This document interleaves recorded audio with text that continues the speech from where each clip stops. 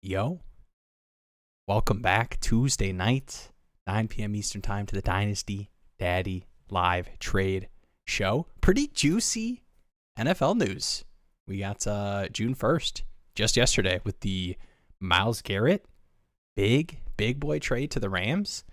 And then, I mean, there's definitely some fantasy implications for that one, but obviously the big one, he's on the thumbnail, A.J. Brown to the Patriots. That was kind of like a foregone conclusion. I know it was the, June 1st, waiting on all that, but the first round pick, and what was it? It was a 2028 first and a 2027 fifth. But AJ Brown officially on the Patriots. You seen any AJ Brown deals get done in your leagues? Yeah, I was going to pull up some to see if I've seen any go through in the past day or so. I'll have to double check. Last time I checked, I didn't see any. I mean, I think the unfortunate news was that everyone kind of baked in the idea that, well, AJ Brown is probably on the Patriots from what we know. Yeah. So it wasn't a huge surprise. So everyone kind of already assumed that AJ Brown would be a part of this New England Patriots offense. I do think it is something combining AJ Brown, who is certainly a very good field stretcher and just all-around wide receiver, obviously, but with Drake May, who is last year was the best deep ball thrower in the league, actually investing in some of that wide receiver talent. Now, of course, you sit there and you say, well, he is 30. He's also, we didn't address the offensive line to a way that we feel better. Like maybe you should send a first round pick for an offensive lineman or all those things. You can say all those things, but I do think investing in a true center stone wide receiver, especially as your quarterback is leveling up or continuing to level up what we assume into kind of that Josh Allen tier of player. I think it's a smart move, and I do think it's kind of savvy, for the Eagles as well. Because you sit there, you're like, okay, we invested in Stowers, who basically a pass catching tight end. We invested in Lemon, and sure, it might not be the exact same fit, but it's not like you lose a ton of the weapons there, and especially considering how much AJ Brown just was not in the same page or same world as Jalen Hurts at all. So it's like, oh no, the 4 targets a game that AJ Brown would get is gone in that offense. I expect that offense should be all right, especially since it's more of a run first offense, and picking up that 2028 first, because 2027, sure, there could be some regression, but who knows about 2028, especially in the NFL. So that could end up being an interesting pick. Versus like something like we saw with Myles Garrett, which doesn't impact fantasy as much, but the Myles Garrett trade, well, I don't know if I'm huffing something, but I was like, if Myles Garrett is that cheap, I feel like more teams should be out there sending a first round pick and a 25-year-old, like good. But I mean, verse is awesome. Yeah. And I wonder if that was a big part of it. That like they feel like they needed to get a like impactful youthful player, which, I mean, to be fair to the Browns, like Jared Verses don't get traded very, very often at all. Like players that are young, a little bit more cost controlled, at least for another season. But I thought they'd get another first. I thought it'd be like 2 first round picks or something, like, especially it being the Rams 27 first for the Rams. Like, you're like, congrats. Like Jared Verse is like the Cleveland Cavaliers, where you're down 0-3 and you're like, well, actually we're up 2-1 in the analytics. That is what Jared Verse is. Like, the most pressures but cannot get the sacks. Yeah. The upgrade to Myles Garrett is going to be incredible. And honestly, just for the fun, I hope the Aaron Donald rumors of him coming back, just having Aaron Donald and Myles Garrett just 20-30 snaps a game would not be fun. Even like a 35-year-old Aaron Donald. Oh, yeah. All right, to kind of, I mean, looking at some of these AJ Brown trades on your contending teams, and I know we've talked about this being a foregone conclusion. Like, AJ Brown has been a Patriot for, months now. He was at OTAs, like, literally that day, catching passes from Drake May. I did love that. He already put a down payment on a house or something. Yeah. Would you move your 27, like, expected mid to late first in your contending teams for AJ Brown? I'm seeing a lot of those straight up 2027 first for AJ Brown. On a contending team, yes, because like the assumption would be, sure, like I'm not going to be a super late team. That being said, I probably don't think I need to do it now because what has really changed outside of what we kind of know, and then I also assume if I'm already a contender and I have my 2027, I'd rather use that when I actually have a need that I have to fill versus because like a second plus something or something like that or a player swap, like I get that. But when I take my only first for 2027 and ship it away, and I'm like, then I just hope that I made the right read and it doesn't come back to bite me. But I do think it's fair value. I just don't know if me personally would be doing that type of deal. Yeah, I think there's two parts of it. I think the one part is AJ Brown officially being a Patriot. We sit here and we talk about, especially being nerds, talking about Dynasty football once a week in beginning of June here. Like, we knew that AJ Brown was a Patriot, but I think there is a little bit of like the comfort in, 100% for sure. There isn't a weird holdout. He's not, doesn't somehow find his way on the Browns or something. I think the other side of it is the 2027 first, how they're perceived. Like I talked about, and it felt like an overpay because it's a 2027 first, but I had sent a late first in this class and a 2027 first for Chris Olave. And I think you have options for, other buys in a similar vein to AJ Brown with 2027 first, just because of the juice that those things have in the streets. Let me pull up. I know we had one message that I was not prepped and ready for. Shout out to Curtis Murray. We've got one here. 10 team Superflex, 0.5 PPR, start 10.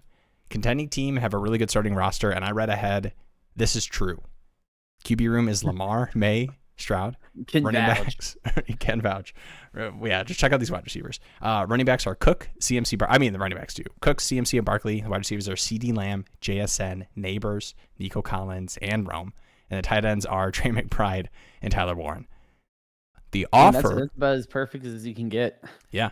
The offer sent here, which is very good value on the table, but in this like 10 team start 10, I think it's an interesting conversation. Hurts, BTJ, and a late 27 first for May. Do I take the package or keep May? Seems like the value's on the package side. BTJ probably won't start for me. And is a late first and him worth the 4-year gap between Hurts and May? Thoughts?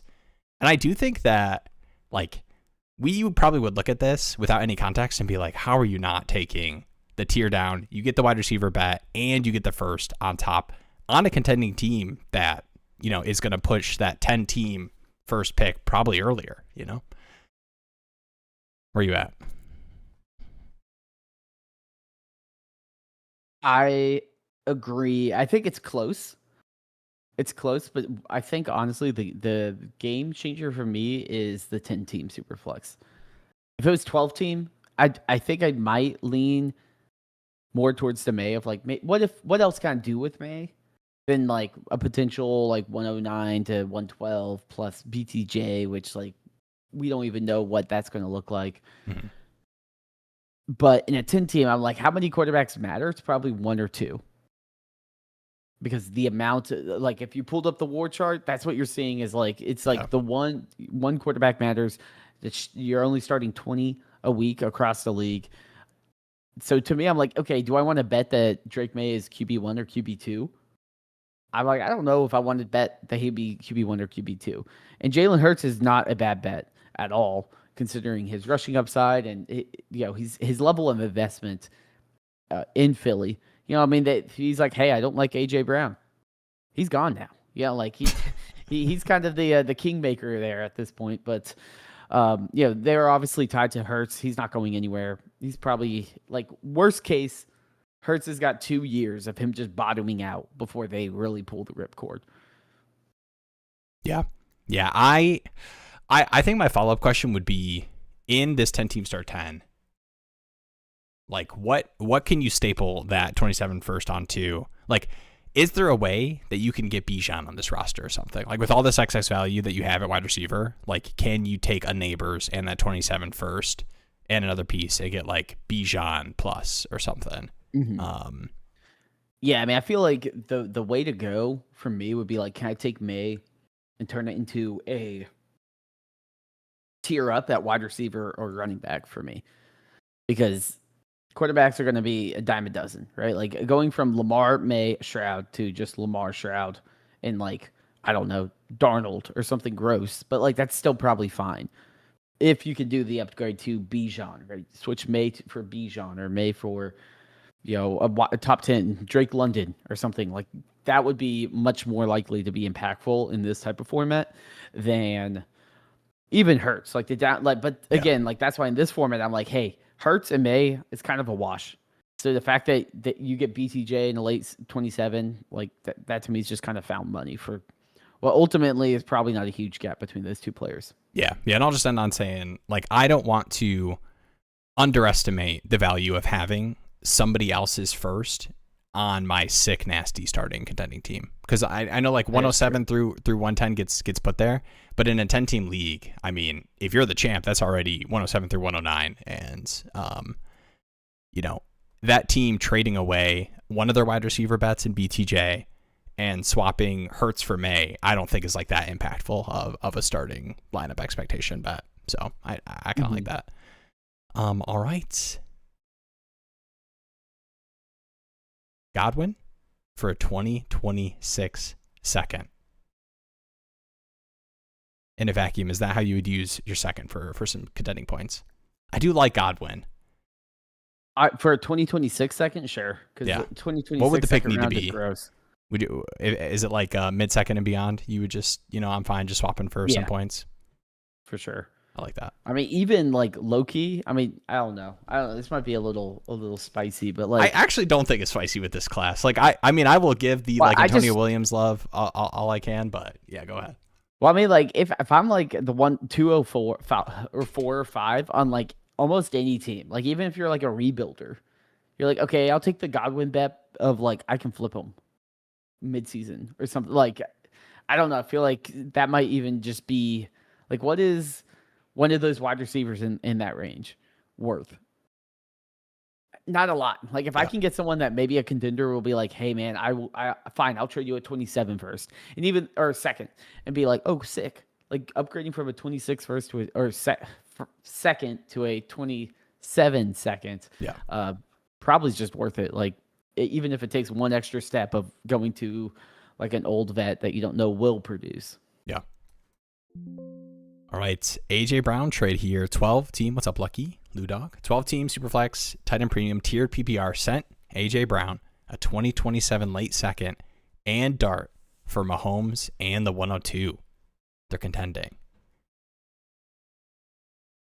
Sent AJ Brown late 27 second and Dart. I like it. It's a 12 team Superflex tight end premium.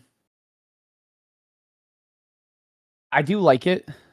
I think honestly, like the biggest question is like how quickly can Mahomes like hit your lineup? Now I don't have your whole roster here, and maybe you're like, hey man, Malik Willis is my QB3. I'll be fine till Mahomes comes back, and then you can deal with that. But also just the 102 tossed in there, just like, hey, by the way, here's Tate or Tyson or whoever you want. I mean, if you Jadarian Price, if you're crazy. Yeah, I mean, I think that's decent. I like Dart, but that's a pretty significant upgrade in my opinion because you get younger at wide receiver and you upgrade to Mahomes, which to me, Mahomes is still an upgrade to Dart, even though Dart does have that rushing upside. I just need to see him stay healthy. He didn't do it in college. He hasn't done it in the NFL. So there's some concerns there. Yeah, I do like Dart as well, but the neighbor stuff is spooking me a little bit. All the wide receivers they brought in. Should I give the man respect? Do I need to give OBJ respect? Yeah, I was not gonna pull up the X video. Saying X video sounds crazy. I'm just gonna keep using Twitter. It's Twitter to the day. Yeah, you can't say that. But no, dude. And demonetized. bringing in the Juju, the OBJ. Shout out to OBJ, man. I should have given him a graphic, even though for fantasy purposes, I am not going to pretend to be excited about OBJ on the Matt Nagy coordinated Giants. Felt like it was 2020 with the Juju and Odell Beckham like notifications hitting my phone. I spent way more time than I should have last weekend talking about Chase Claypool, Mapletron. I'm getting a lot of flashbacks.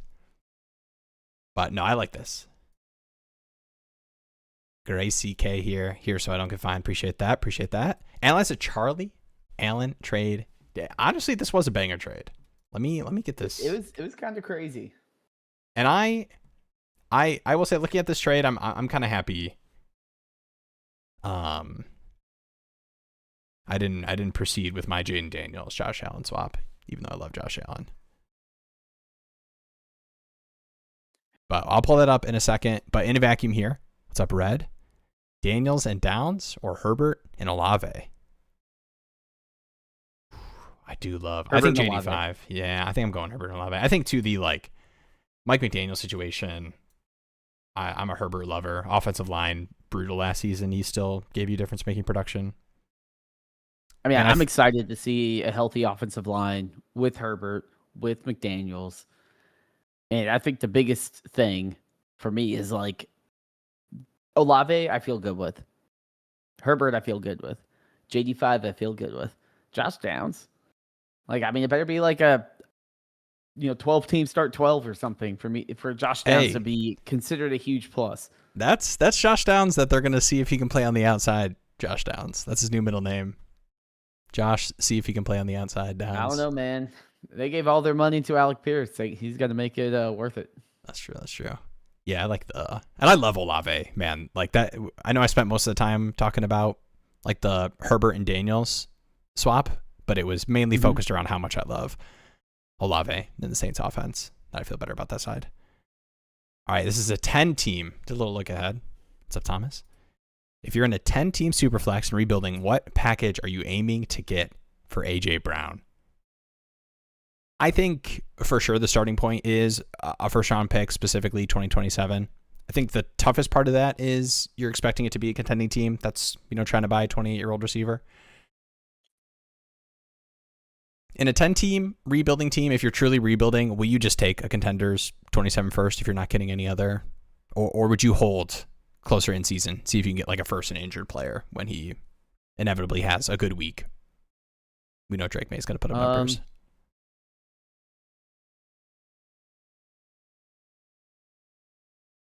If it's like guaranteed locked into like 10 or 10 plus, I think I probably just hold.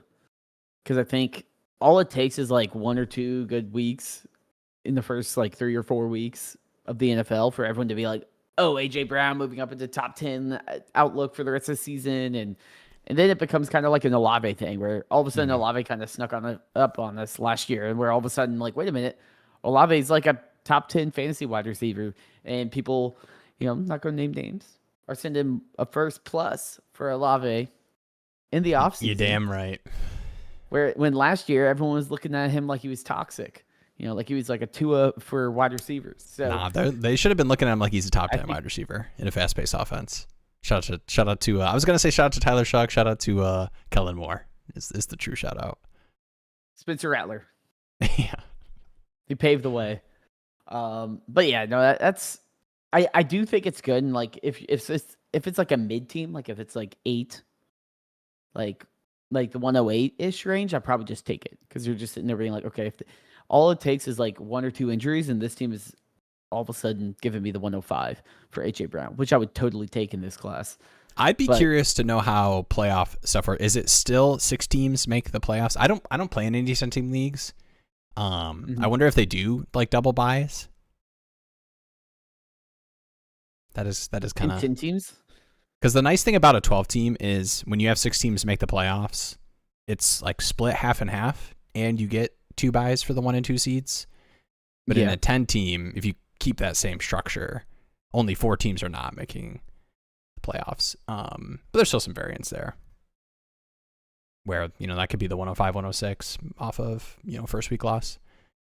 What is up, Becca? Coworker traded Bo Nix and Ferguson. Jake Ferguson, let's go Jake Ferguson, for Genty and the 103 for this year. Was that a good trade? Ooh, I'm taking Genty in the 103. I got a text message at work, Oof. and So an Becca was outroar. like, and she was like, my coworker wanted me to send you this trade, and I was just like, yeah, I mean, exact same answer. I was like, Ginty 103. I mean, most likely too. I think about the format, like it probably is like a super flex based on the value that you're putting on Knicks. But even then, Ginty Yeah.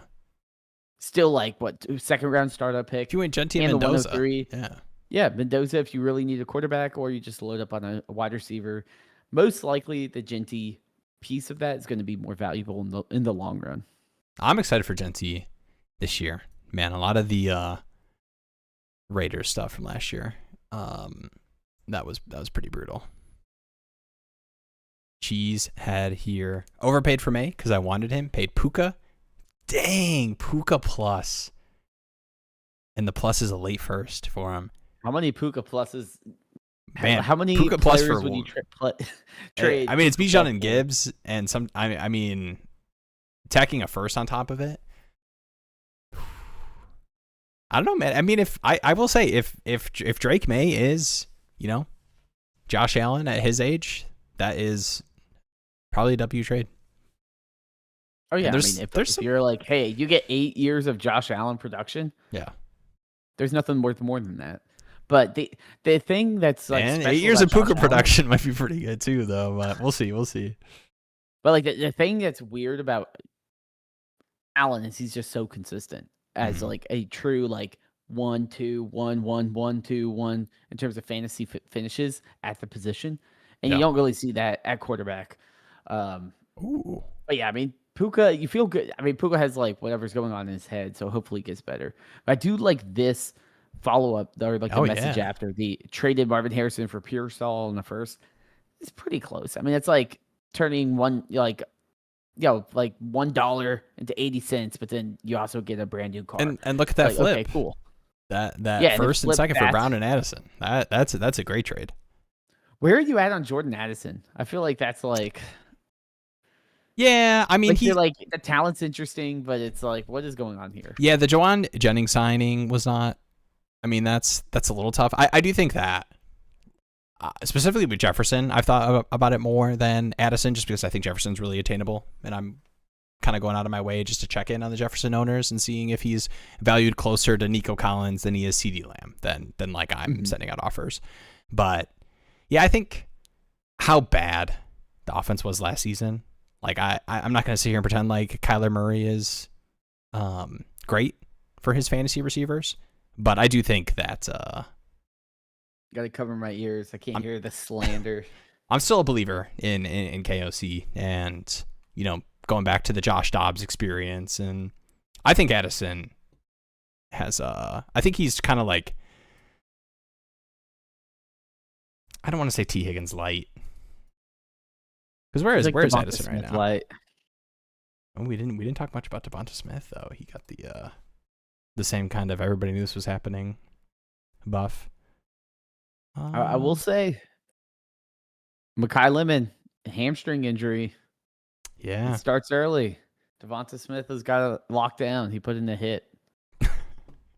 dude. They the Vikings did post just the worst JJ throw. That was like a hospital ball that should have been intercepted if it was a real game, and then it was tipped and caught by Juwan Jennings, and it was like, What was that? JJ to Juwan. That was like insane because they did like the whole like, how are you and Kyler like Oh yeah, competing together, and he's just like, I forgot what he said it was a classroom. He's over there, I'm over here. I'm not here to make friends. I'm here to win the starting QB job. No, it's we've devoted too much time to JJ McCarthy. Kenneth Walker or the 106. Is that the line? That's a pretty good line for if you're I'm Kenneth taking Walker. Kenneth Walker for sure. Yeah. Yeah, I mean, think so too. I'm probably taking Kenneth Walker. I would take Kenneth Walker. You're taking him over Price.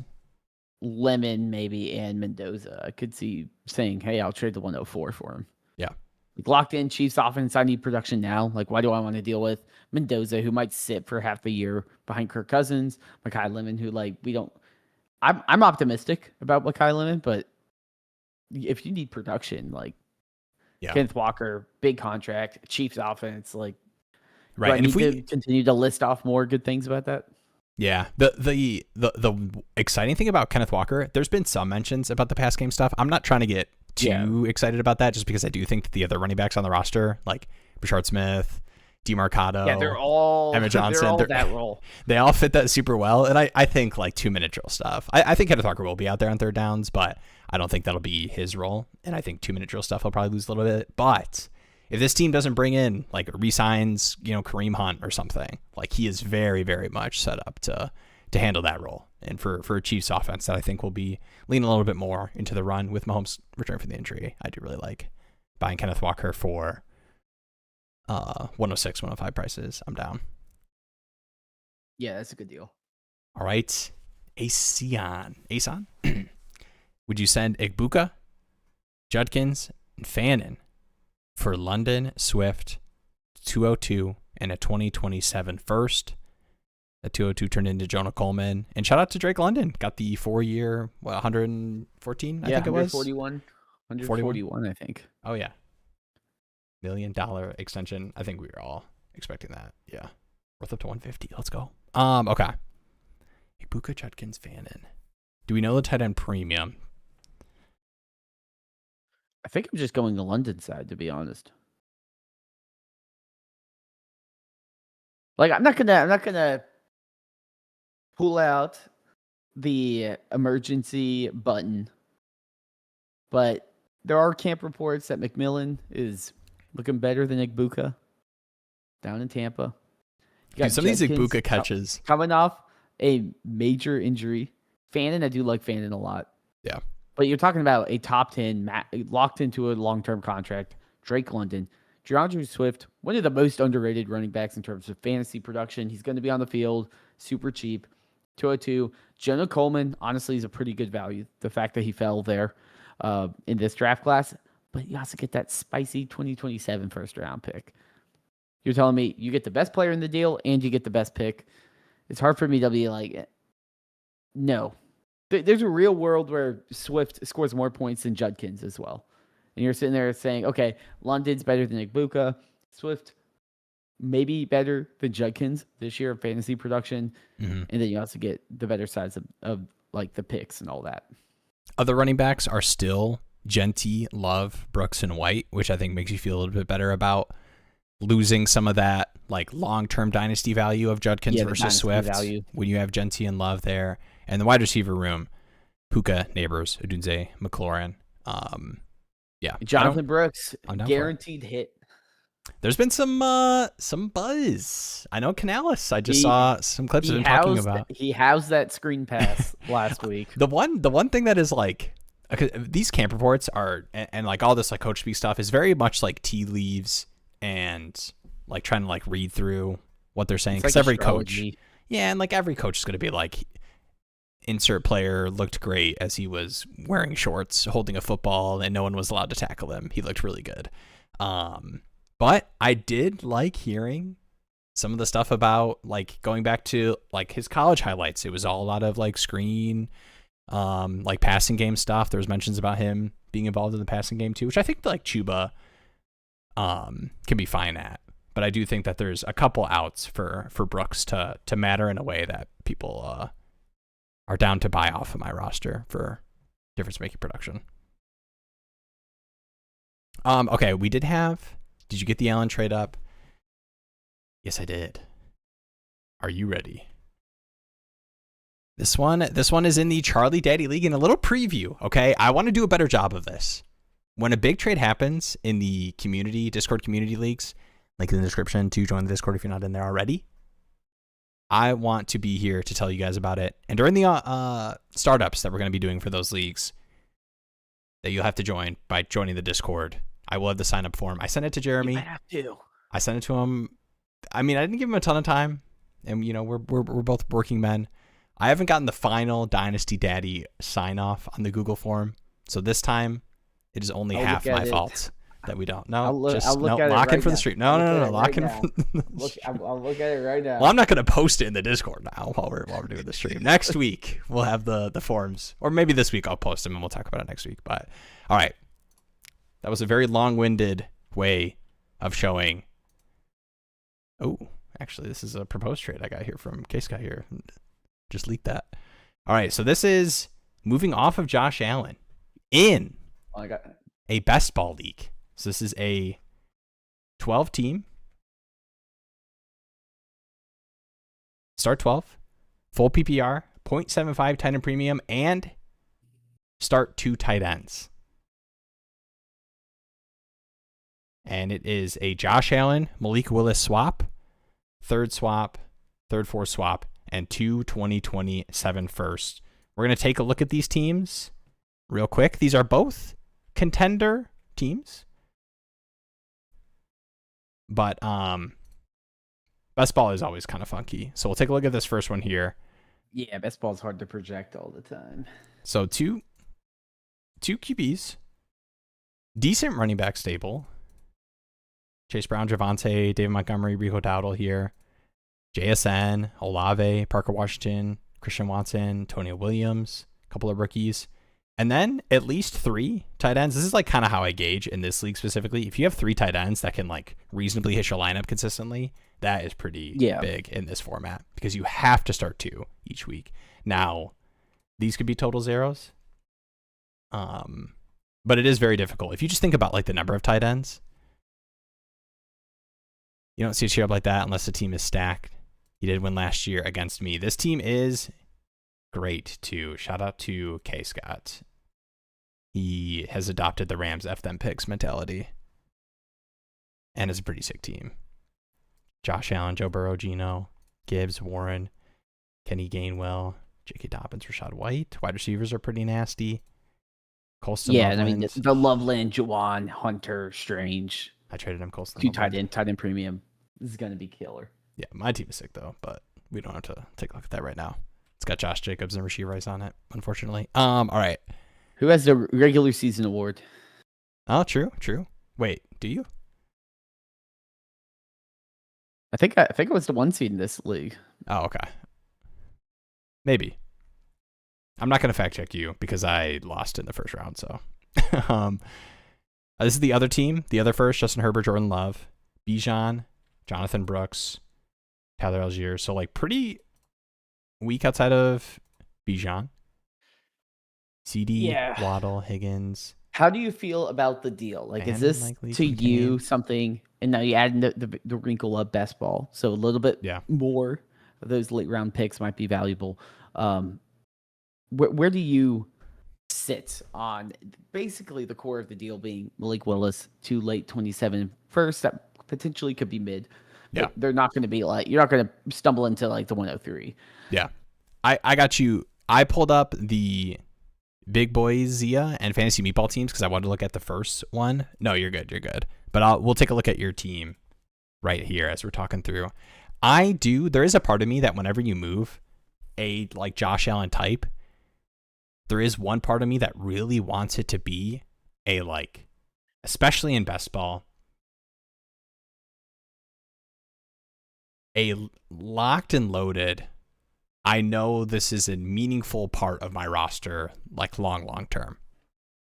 Now, you do get 2 firsts in 2027. The only like tough thing for me is like my confidence that these 3 pieces are going to matter more than other packages I could have moved Josh Allen for. But I get that. I know for sure that Kyle has communicated and worked with multiple teams. I was one of them on a Josh Allen tier down trade. And it's tough in best ball for sure. I think it's tough in general to be like, okay, Josh Allen, the sticker prices, have your roster.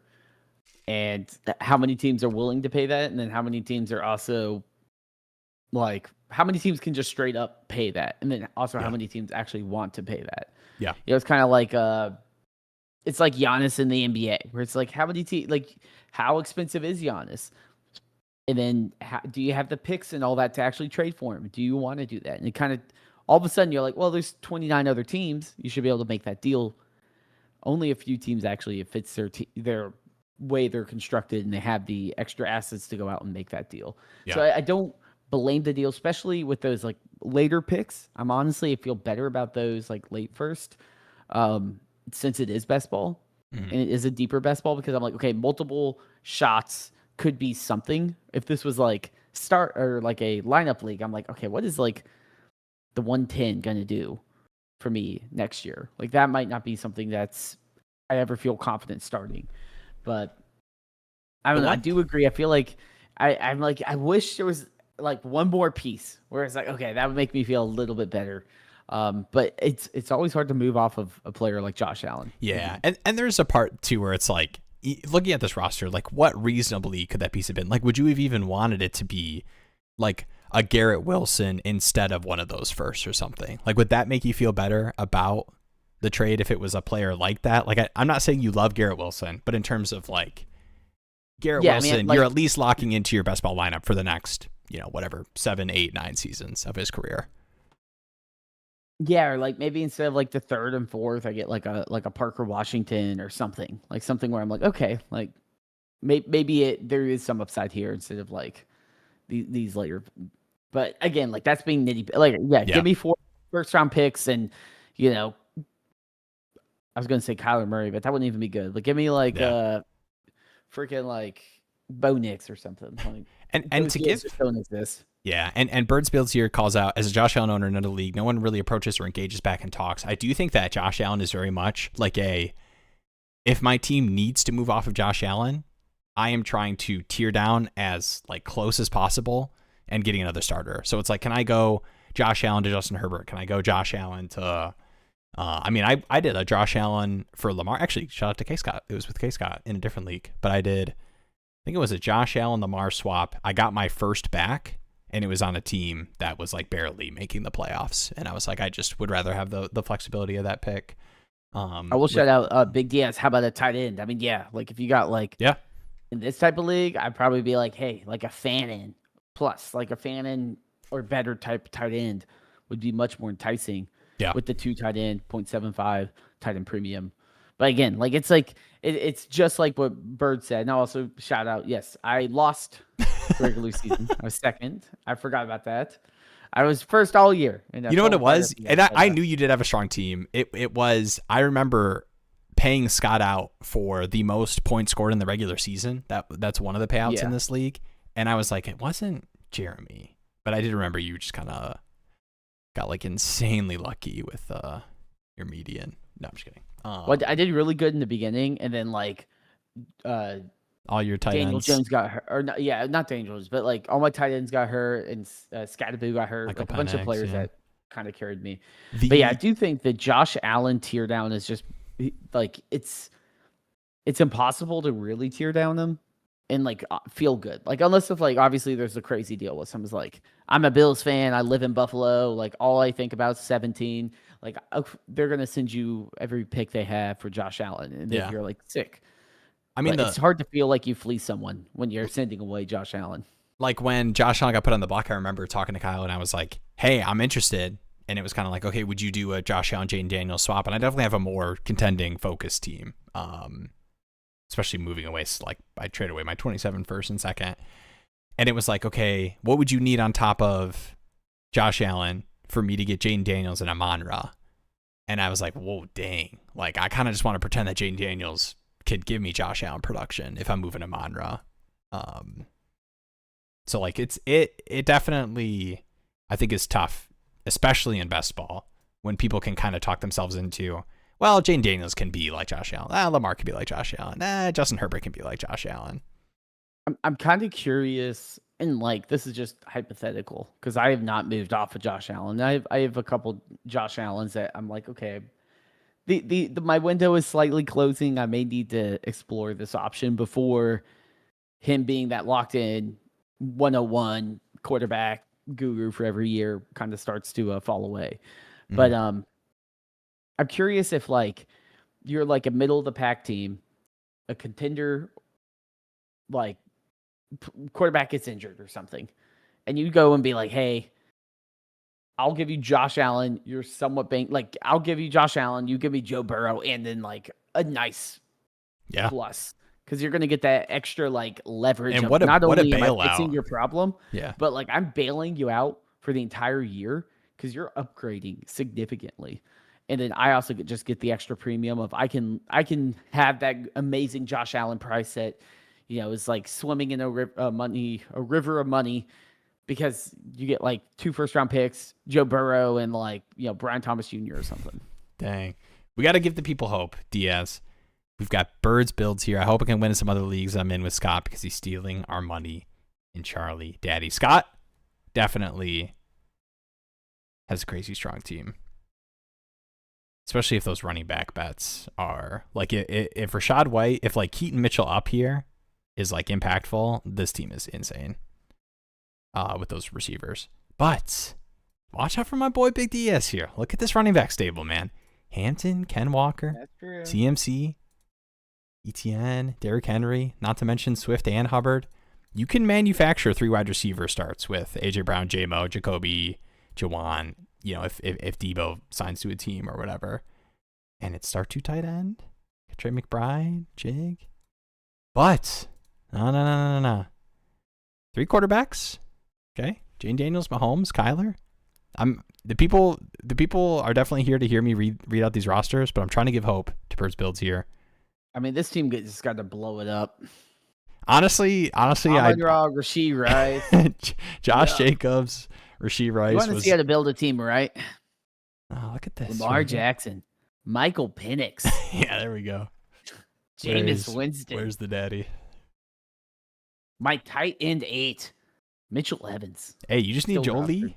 Hey, you got my sleeper tight end. Yeah, you'll be good. Invest wide receiver 1 for the Eagles, Eli Stowers. There you go. All right. And I know we have 1 or 2 live stream asks I'll pull up in a second. We're gonna hit some of these before they disappear on me. So you got that J-Mo and Tootin or Tyson and a 20-second if you're a 1-year punt. I think it's probably got to be J-Mo, Tootin.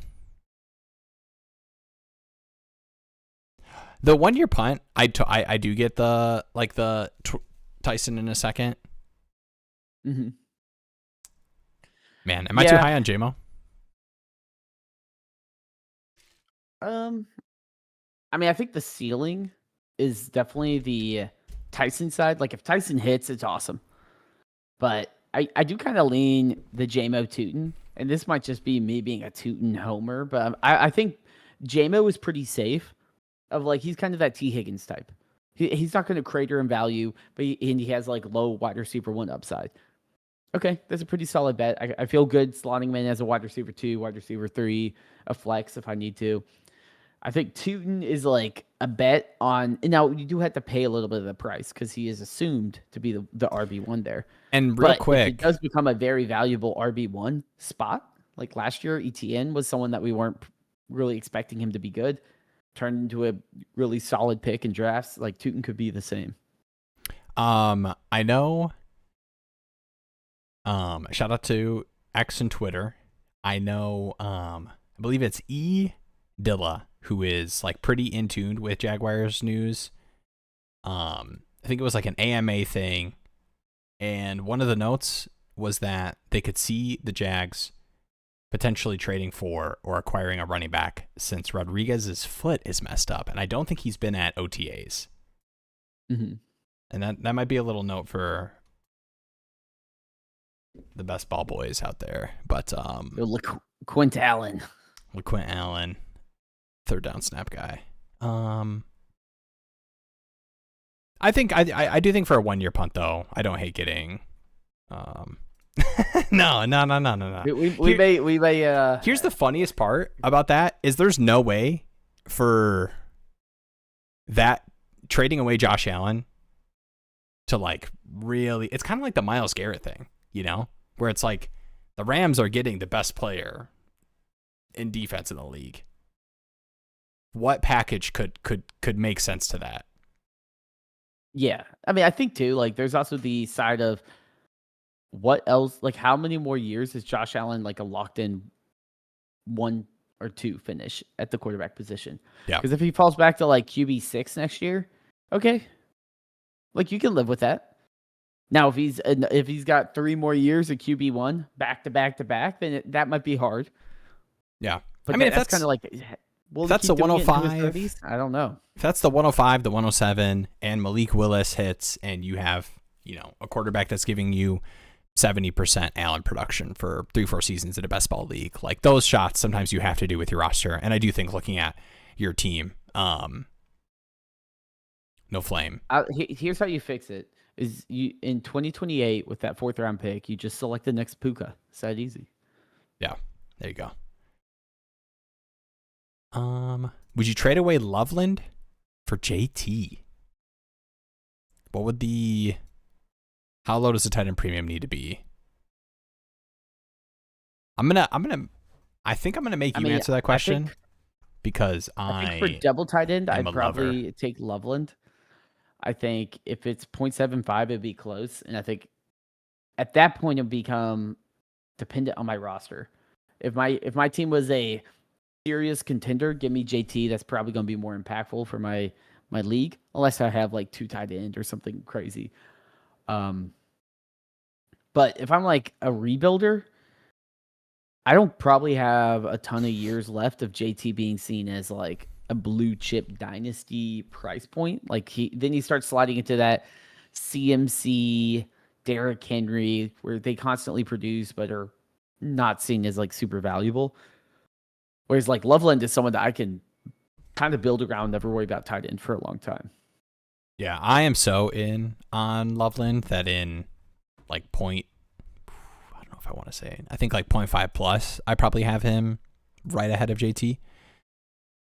But I'm definitely a Loveland lover. So find the balance. Quick, between Loveland or Gibbs. How heavy? No, how heavy is a tight end premium? No, I think the craziest Loveland take I probably would have is, depending on the tight end premium, running back wise, I would take Loveland over Hampton. I wouldn't take him over Achane, even though I know people are down on Achane this year. But if we're talking like 0.75 full point, I'd find a way to pivot off of Hampton for Loveland. But I'm a psycho, so don't do as I do or say. Trade your soul for Loveland. Would Loveland or Malik Willis in 2 late 27 firsts?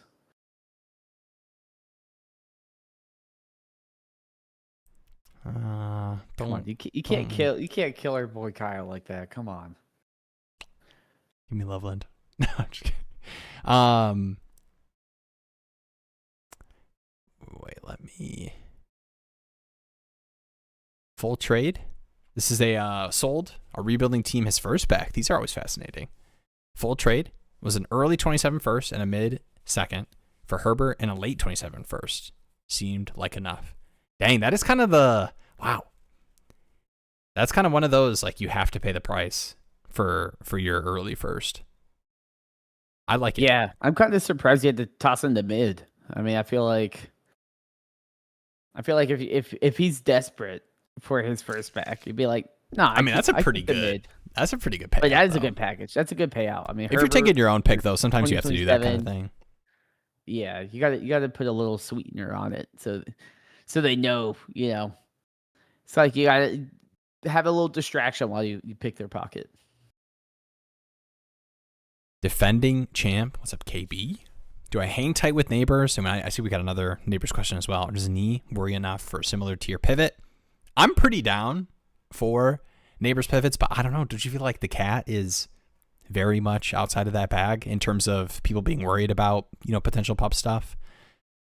Because the similar tier pivot does not look like what it sounds like. Like, I don't think you're moving Neighbors straight up for like JJ, Amonra, Puka right now at all. I think it would need to be you're like comfortable going down to like London. How far would you go? T-Mac. Let's see. I mean, I'd happily T-Mac. pivot for London. T-Mac? Especially, I don't know if I would, man. I think London, London, Pickens, any of those guys. London, I feel good about. I mean, those I'm going to need pluses on top of. I think overall, just because of, I think the sentiment difference between those guys is like meaningful enough player. Mm-hmm. I think CD. The tough thing about Neighbors is he's 22, so like the negative vibes that we have around like how he's gonna feel going into this season, is he a potential pup guy, might matter less to certain teams because he's 22 years old, and you know, we've seen what he can do.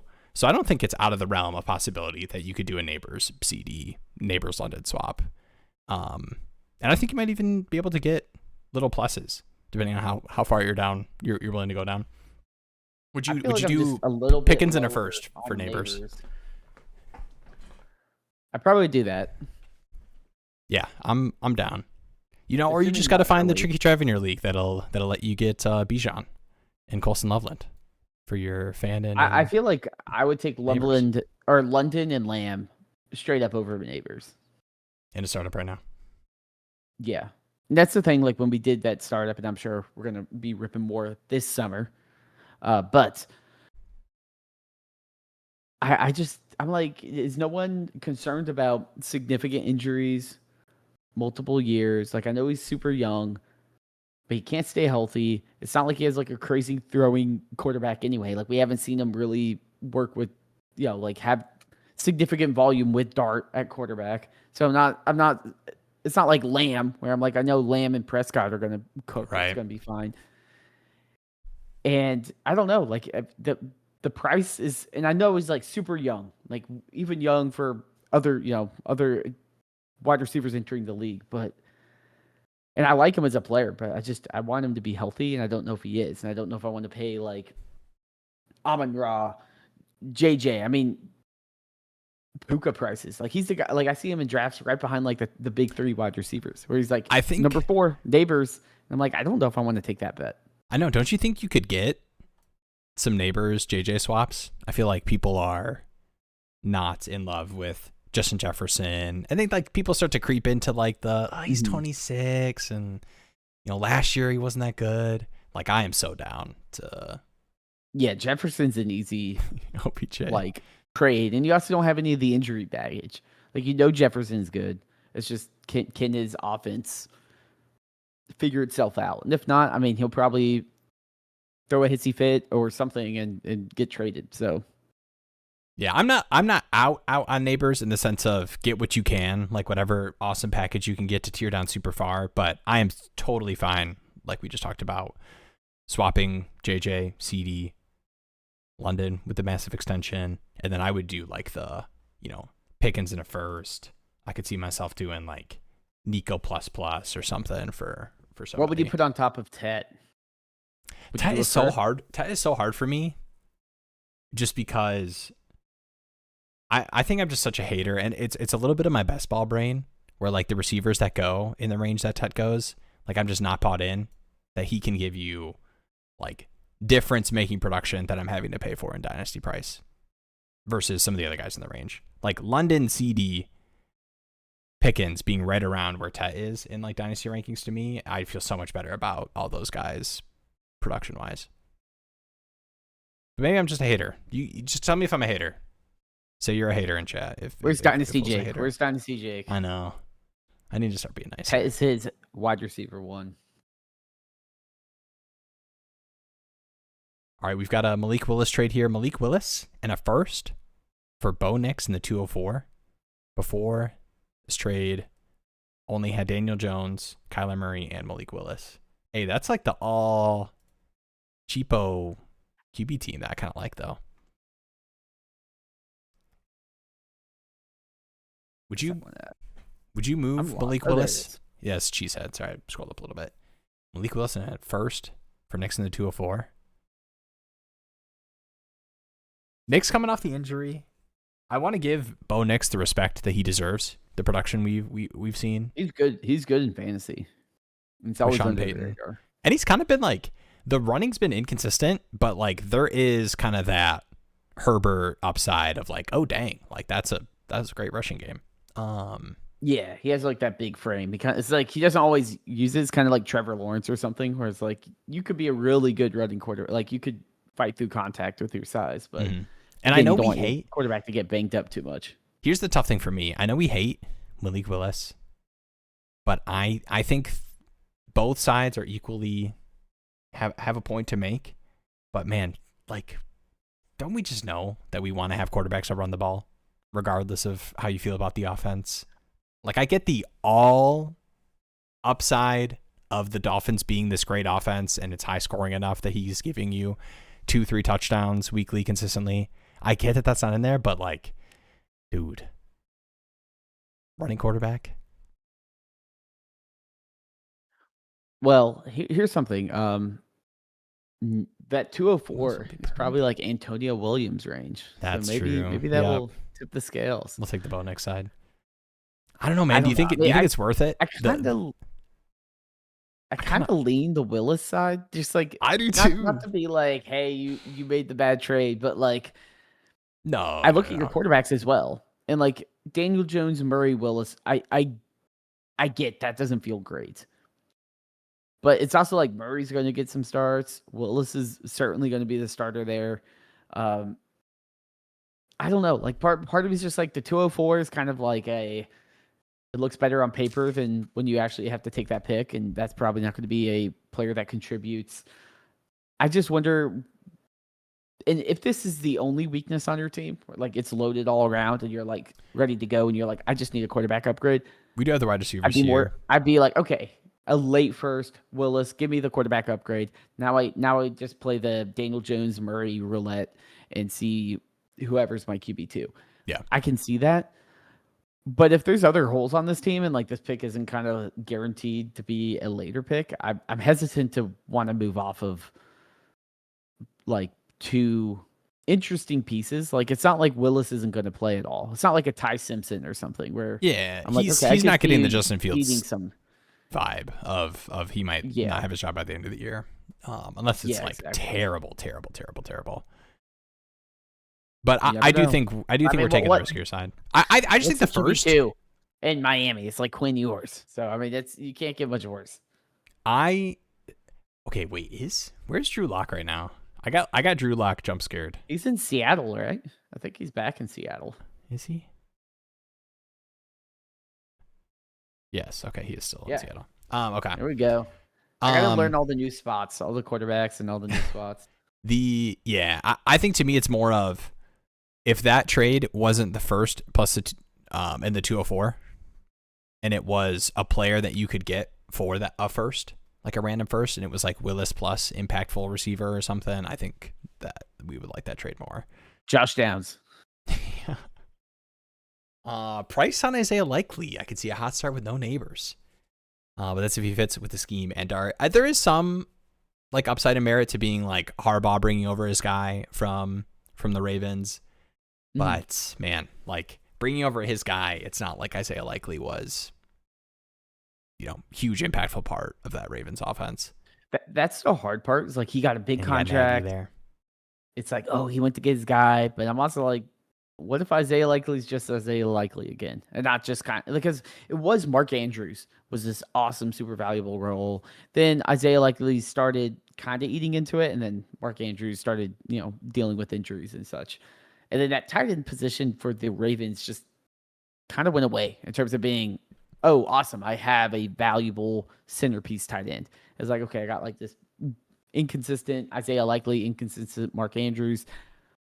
What I'm hoping is like that spot historically on Harbaugh's teams could be very valuable. It's just like, I just don't need two pass catching tight ends in there. And I know Likely and Andrews played a little bit different of a role, but there's no doubt that once Isaiah Likely really got onboarded to that offense, that the amount of volume that Mark Andrews saw consistently fell, and the amount of times amount of snaps and things like that. So I think this is a decent, like, hey, this could be a better situation. Like, if I can get him for pretty cheap. Would you buy him for an early second? A baked in price? Like in a 0.75 cent premium? I mean, early second, 204, I would say, yeah, sure. Yeah. I mean, what else am I going to get? Max Clare? My bad. I don't know why I always think there's an N at the end of his name, but It's I probably mean, not going to all the matter in tight end 4 bets years. in there are. Yeah, it's like I'd rather just take the guy that's probably going to get catches. Shout out to Nick Take Jake here with the Wow. $9.99 super chat in the You middle saw of a the Knicks- startup. You saw the Knicks hoodie. Ooh, we got a live draft check-in. Full point 10 in premium, 0.5 rushing first down bonus. Oh, and Knicks at 7. Yeah, I'm gonna pull this up, but before I pull that up,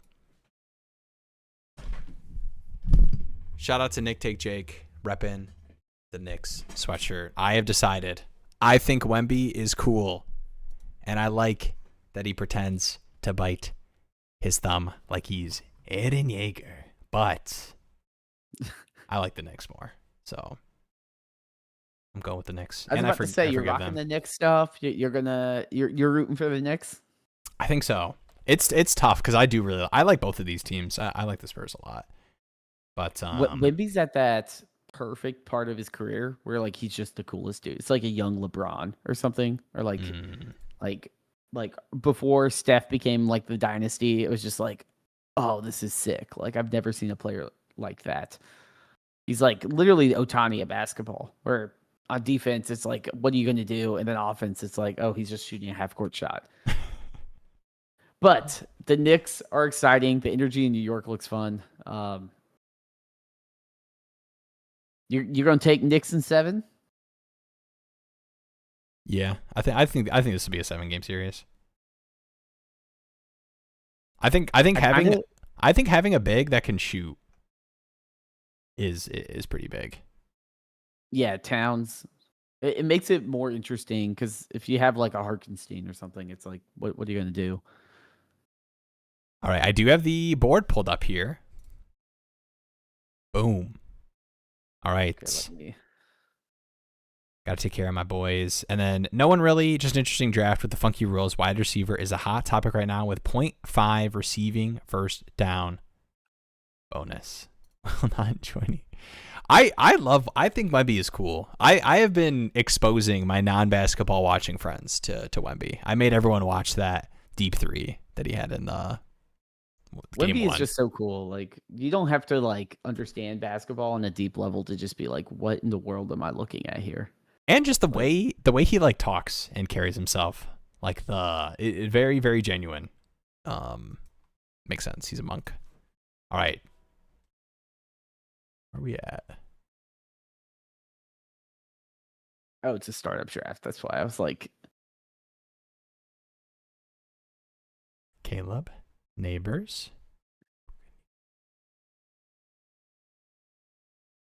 All right, and then this is.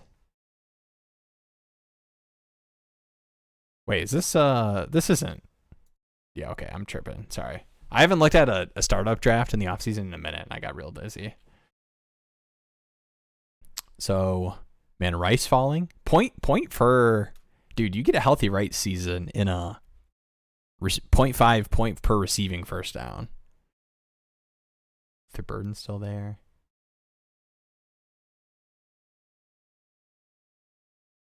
I kind of want to look at the scoring in this league. It's 12 by 10, 5-point passing touchdown, full point 10 in premium. full point. Yeah. Anything interesting? The receiving. Where was it? The receiving first down? Also 0.5 rushing first down. Okay. So I think it's just 0.5 in general, right? Yeah, 0.5 Absolutely unfair freak.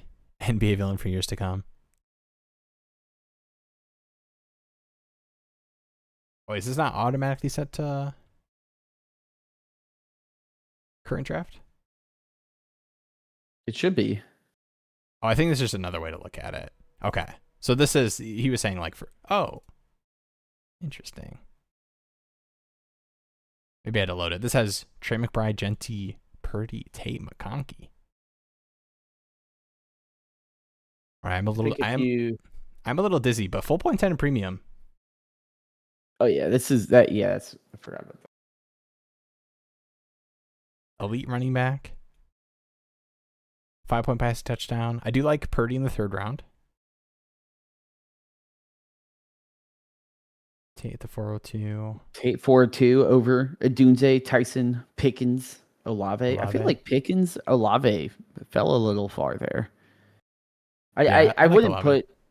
I could see you maybe taking Olave over Tate, but especially like Tyson Oh, and Rome. I'm dumb. There is no receiving first time bonus, so it is Yeah, I was just the about to say rushing. I didn't Okay. see the receiving touchdown or the Okay. receiving first down. I misread that. Okay. Yeah, that kind of makes sense. And it does make sense to push down receivers too, and like make sure you get elite tight end, elite running back. You still get your quarterback, and I mean you can still make good wide receiver bets too. I like that way of approaching it so far. All right, QB wise, we just saw Goff go off the board. Mm-hmm. Let me do this. What's your QB plan? I want to leave Nick Take Jake with one thought here. QB plan. Well, you already got Purdy, right? So you've got Purdy. So I'm feeling 5 point passing touchdown. I think my goal would be. Would you try to hit one more of these running backs before you lose out on like this ETN, Javante, Bucky price range?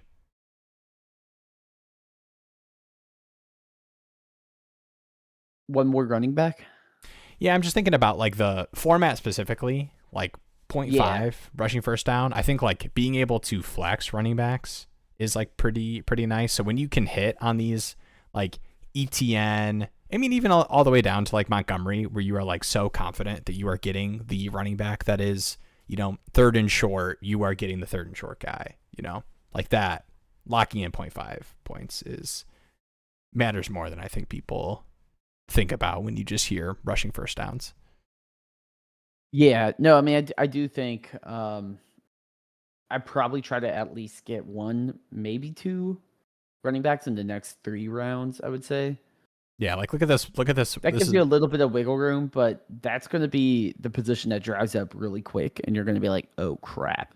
Like, I already like kind of kicking wide receiver, and wide receivers are already somewhat undervalued in this type of format with the no first down bonus and all that. So I want to load up with the Bucky. Honestly, Bucky down to like Tootin or Swift. And I mean, the Josh Jacobs thing, which we didn't even touch on, but I mean, he's going to be a big faller. But I imagine most of those guys, like that range is where I kind of feel good. And then past that, you're picking like maybe Tony Pollard or, I don't want to have to rely on that. So I think the best value is like, let me make sure I at least get a good bite at like a Bucky or someone like that has crazy high upside at that position. Yeah. I had the war up for a second, but even just this points per game chart, like all the way down, like, I mean, low key too. I mean, you might just want to load up on tight end too. I mean, there's some decent tight ends still available with some upside. I mean, I wouldn't blame you saying maybe I go tight end, double tight end premium. That's totally a flexible player. And, there's no receiving first downs. So it's going to be kind of like, I don't really want to have to rely too much on wide receiver in that range. Yeah. Quarterback, there's a ton on the board I feel good with at QB2. So that to me is like kind of the pressure cooker in the game is like, how far can I kick quarterback and wide receiver before I have to start investing in those positions, and let me load up at running back, which is going to be the hardest position to replace. And then maybe take some high end shot at tight end if the value's there, right?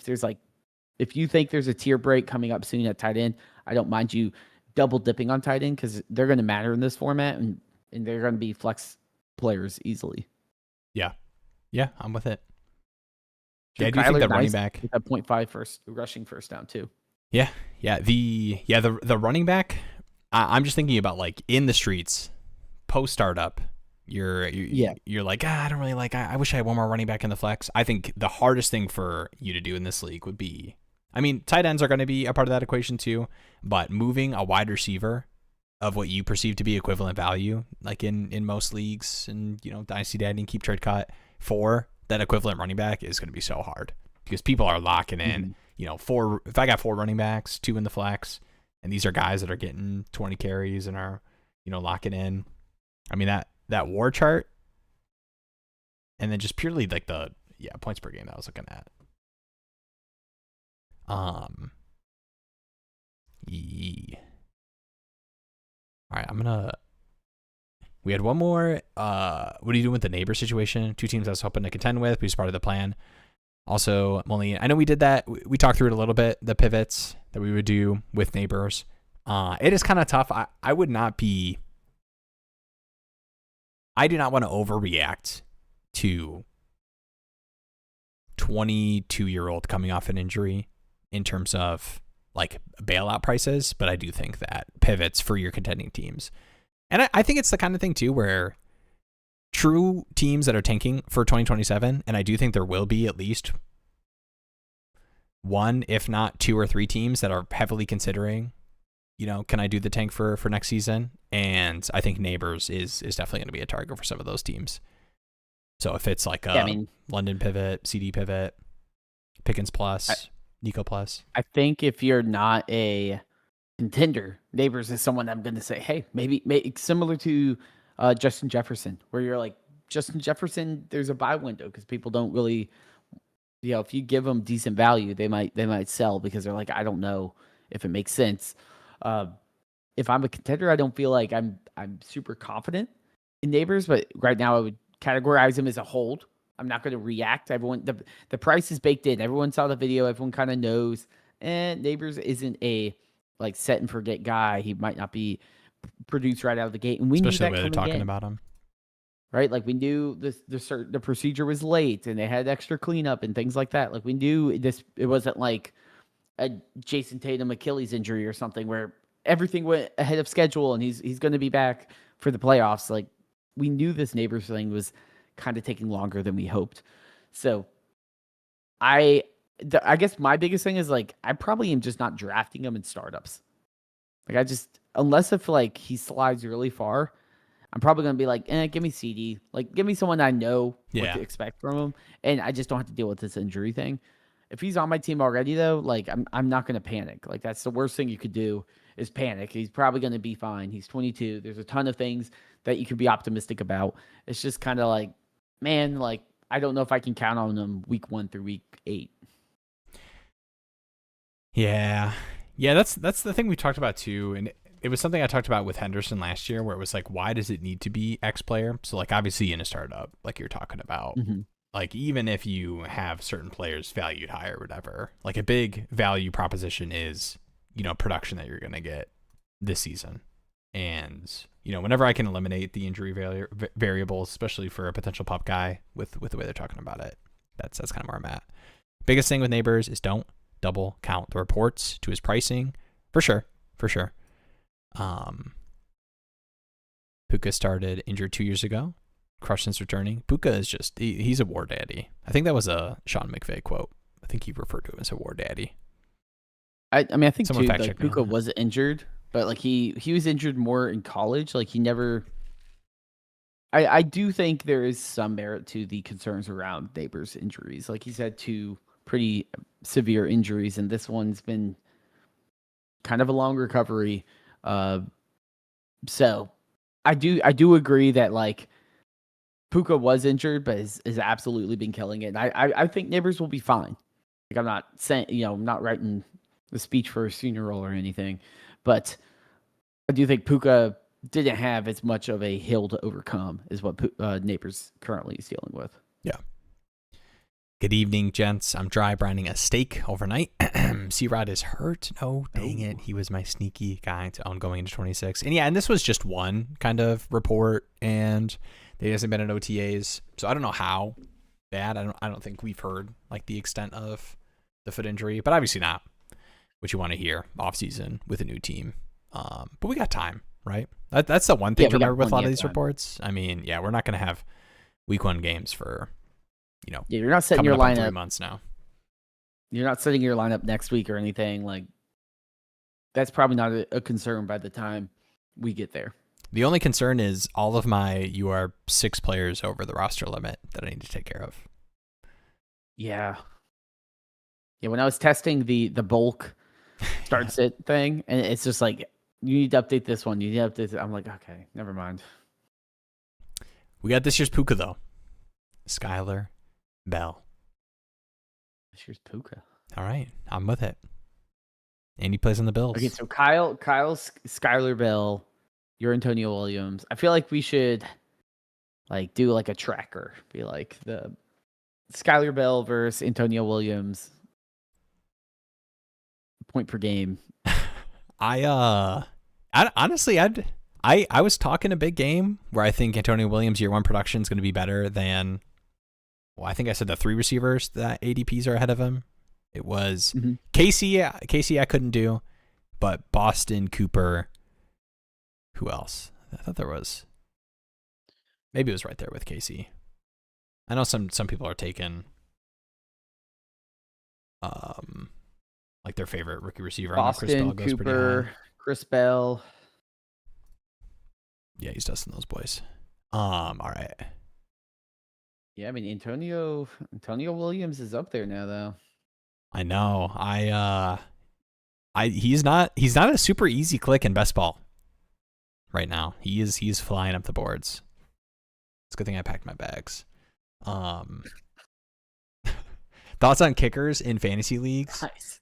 Dude, kickers in Dynasty is so annoying because you don't want to drop a good kicker, but when your kicker's on a bye, it's like I do not want to roster 2 kickers instead of rostering, a handcuff running back or Seaground or something. Yeah, one Drew A quarterback. I drop, Joe Flacco and he signs with, well, I mean he's with the Bengals now, but last season signs with the team. Oh gosh, I had to pick up freaking. Give me a kicker. What's Young Hoku? Jake Elliott. What team is Young Hoku on now? I think he didn't like a crash out. Everyone needs to rewatch him kicking the ground. That just was awesome. Oh, I don't know. I totally missed one. Oh, he is the New York Jets. Really? He was on the Giants last year, I thought. All right. Trade. What's up? Fantasy Buff 14. Trade 3 first for Jaden Daniels. Rebuilding in one league and have no quarterback superflex.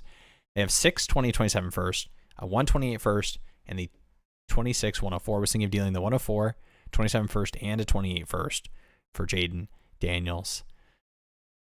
I'd be curious to see the rest of the roster because there is a part of me that is like, when you have this high number of assets, you do want to start cashing them out for high value players that then can turn into, you're able to compete. In a vacuum, are you doing that for Jaden Daniels? 104. You say mid to late 27, 28 first. You got how many 27s? Like, is that your 27? Is that a mid? Is that a late? I think if it's a mid to leaning late, I feel like that's a pretty decent deal. Like, it's basically like, hey, give me 2 years to figure it out. Yeah. And then you get my 28 first. But if it's hey, I traded my 2027 first on a rebuilding team, Jaden Daniels, unless your team is like, I don't even know what the format would be, like a 32 team, start one quarterback and start nothing else. Like, Jaden Daniels by himself would not flip your team into a contender. So that would be my hesitation, is like, okay, what is that 27 first? Is that your pick? Yeah. But I do think that's about the price tag. It does feel like a good Josh price, Allen go for equivalent of, like 3 first-round picks. I mean, if you're trying to trade up for an elite tier quarterback that's that center stone of your roster, it's going to be kind of like around 3 first-round picks of value. I know. And I know we've seen like the Jaden Daniels fall, but 25 years old, like what would this season need to look like for him to not be, a top 2 round starter pick coming into next season? So I'm down to do it. All right. We got this new LaFleur quote about Mike Wilson being in the Puka role, and I think there was a Devontae Adams role marked for Marv, and I believe, just like to give additional background on the quote, there was talk about Marv being able to be moved around the formation as well, and that he is definitely prototypes as like an X receiver, but the vibes were definitely not a Marv is the sacrificial X and Michael Wilson's going to be working the inside of the field. There was a lot of, we get to move Marv, inside, and he has that ability as well. So with all that being said, I think I am generally on the sell these guys bandwagon, mostly to do with the pass volume from last season. I do not think that this Cardinals team, new offensive system, Pet's not there anymore. I do not think they draft Jeremiah Love 3rd overall to lead the league in Jacoby Brissett and Carson Beck pass attempts. So I do think There this is it going to is. be. It's they lost the offensive guru Petsing. But I just like I'm going to pull these up. No, I do. These Jacoby Brissett games. Of like Jacoby Brissett throwing the ball like 55 times a game. The volume's not going to be there on a consistent basis. If I do have to buy into the offense, it would probably be a Mike Wilson just because he's cheaper. Yeah. But yeah, I mean, I can't say, oh, wow, he had 18 catches. That's amazing. Yeah, they threw the ball 62 times that game. Like, that's not sustainable. That's not standard in the league. So the 62 isn't even that much of a hyperbole. 57 pass attempts against the Niners. Yeah, no, it's. I mean, just insane volume. And you have to think that, I mean, they weren't winning either. Like, these Jacoby Brissett games, they were losing. Yeah, they're just so ugly. So to think that, like, that trend long term, and that's like a little bit of kind of I'm not like super down on Trey McBride, but I 100% have Bowers ahead of him. And I do think there's a little bit of smash upside fear with if we're going to get Carson Beck at the end of the season. I love Kyle crashing out to Michael Wilson. What is do you have a fantasy or dynasty player or asset that you just hate? You are hoping for the worst?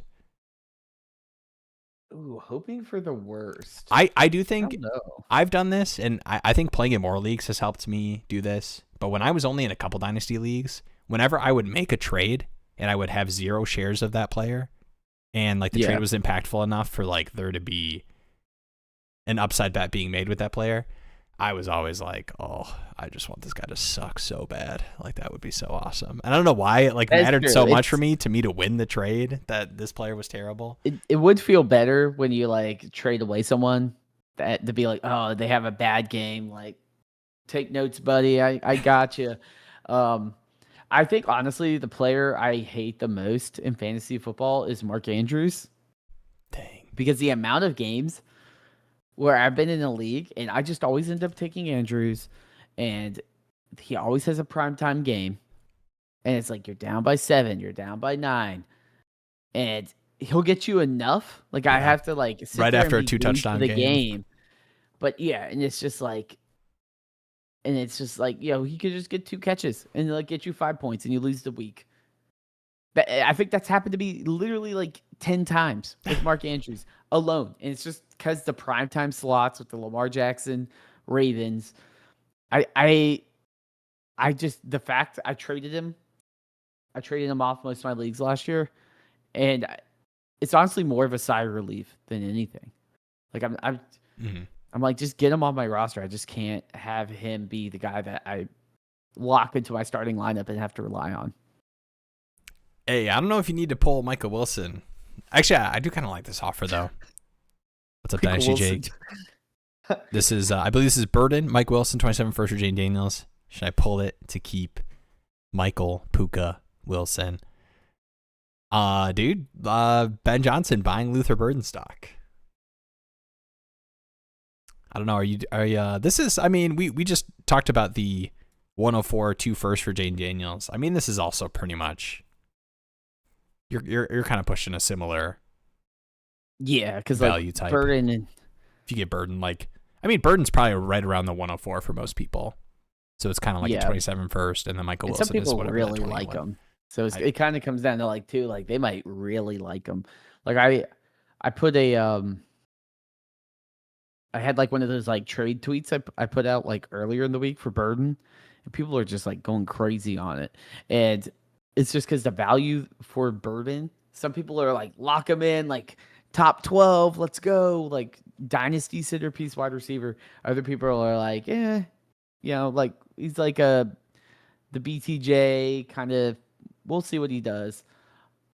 I do like Burden a lot. I think that's kind of where it is. That's a solid package. I could see him being like, at a second, maybe switch out Mike Wilson with someone else, but you should at least be hoping you'll get a response or something. Yeah, the Burden thing for me, like if you told me 100% that Burden, he's now a 90+%. He's a 2 wide receiver set guy all the time. They're moving him around the formation. Oof, you don't even want to know where I would have Burden ranked.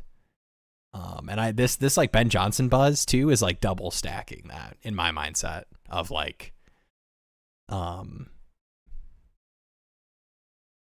Kai in my league drafted Jalen Noel over Buka and Burden. I've been laughing and slapping my belly every day since. What's your worst? My worst pick of all time. Shout out to Jacoby Brissett. It was a big debate in my rookie home league about if we could draft veteran players in the 4th round of the rookie draft. And I won the debate. Oh. They let me draft Jacoby Brissett instead of Puka Nacua. So shout out to me. Wow. Drafted No Jacoby way. Brissett. That is Yep. rough.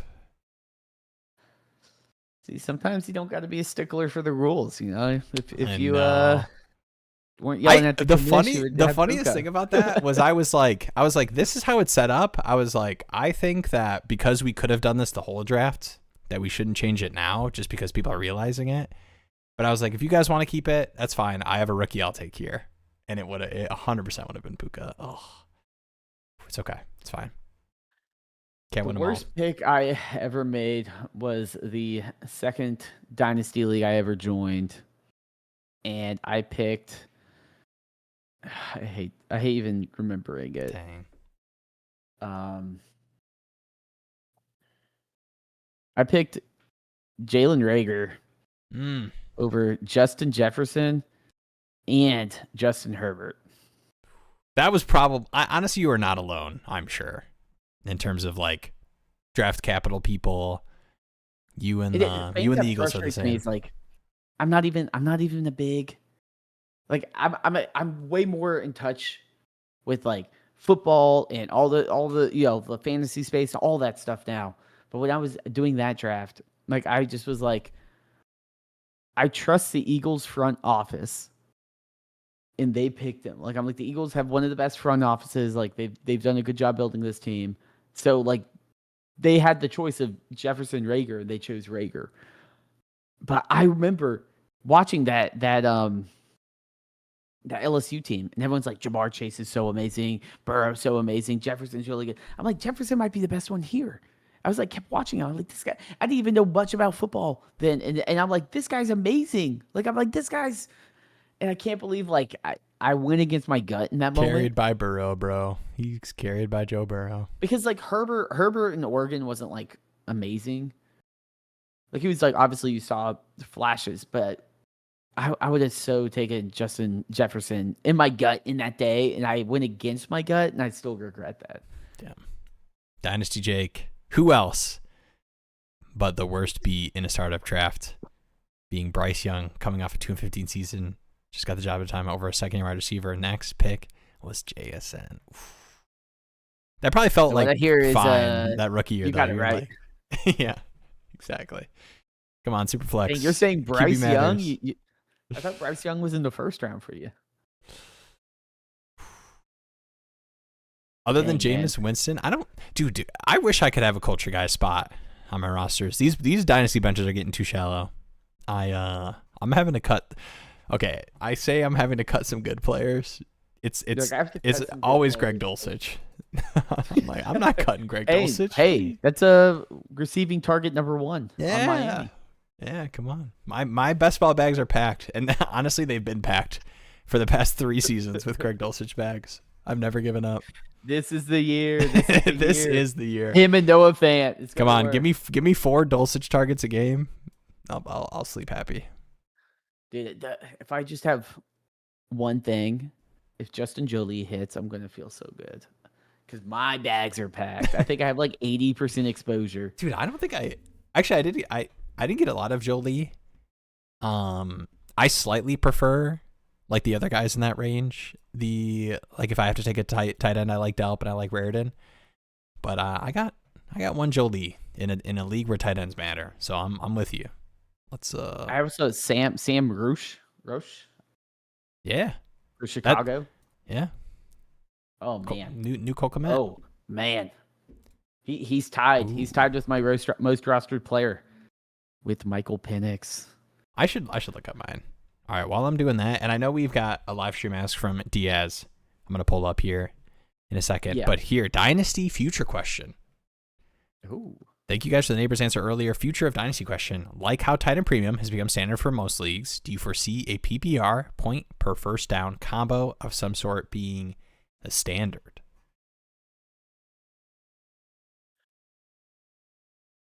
So in some of my leagues, we've added or have done the first downs. And frankly, I think it's less predictable. So I don't think it's going to click like point per or like PPR or tight end premium type formats where it's like, okay, Yeah. that's a catch.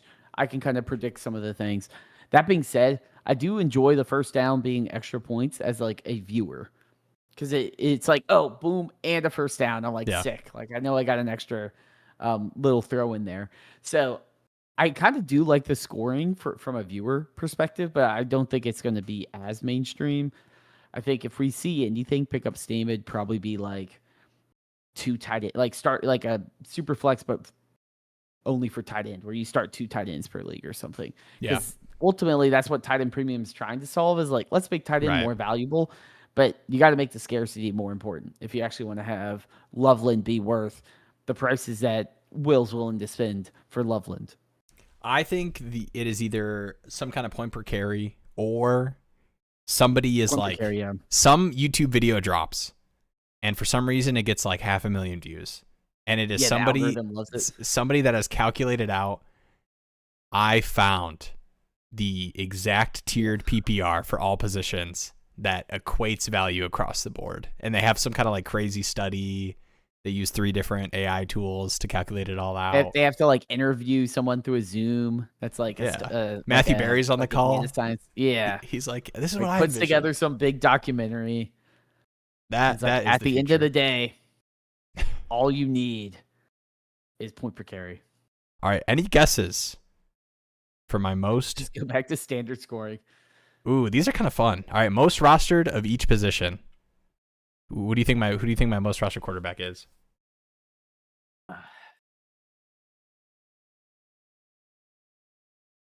It's a big boy. Like quarterback's got to be okay, big one. I feel like a lot of times it's like Joe Flacco was like, well, he's free. First 2 rounds of a startup. First 2 rounds, interesting. I feel like it's like Lamar, maybe. It is Lamar. All right. Wide receiver. This is I know you too well. Definitely a guy who I have said I'm higher on. So this one does kind of make sense. Antonio Williams. It is not Antonio Williams. It's another big-ish boy. Definitely like top 3-4 rounds of a startup. Okay. 3-4 rounds in the startup. I wish. I couldn't. People, the funniest thing about this class, I feel like people wanted to. No, that's a good guess. I think I'm one shy of Zay Flowers being George Pickens. Okay, yeah. My running back's a big boy too. New team running back. New team running back.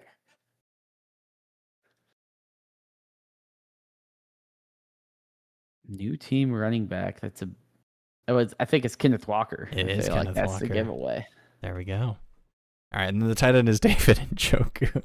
All right. David Njoku. Yeah, I probably wouldn't have gotten that one.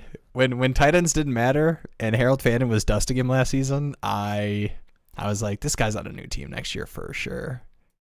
And I don't feel as great about it. Like the plan worked out, but did the plan work out? I don't know. Definitely thought people would like Chargers Njoku a lot more than they do. He did not get that much money. Yeah, I'm not too worried about the Chargers Njoku. My wide receivers, most rostered wide receivers, is a 5-way tie, which I don't know. Do we just go with the give the one you feel most connected to, like your spirit is aligned with this receiver? Like Okay. you would want it to be known that they're your It's most first two receiver. rounds. First 2 rounds. It's a big one. Give me Drake London. Nope. Dang. Who is it? Amon-Ra. Ooh. Let's go. That's a tough one to get a lot of. It's Amon-Ra, Justin Jefferson, Neighbors, Marv, and Zay. I have all the same amount. Dang.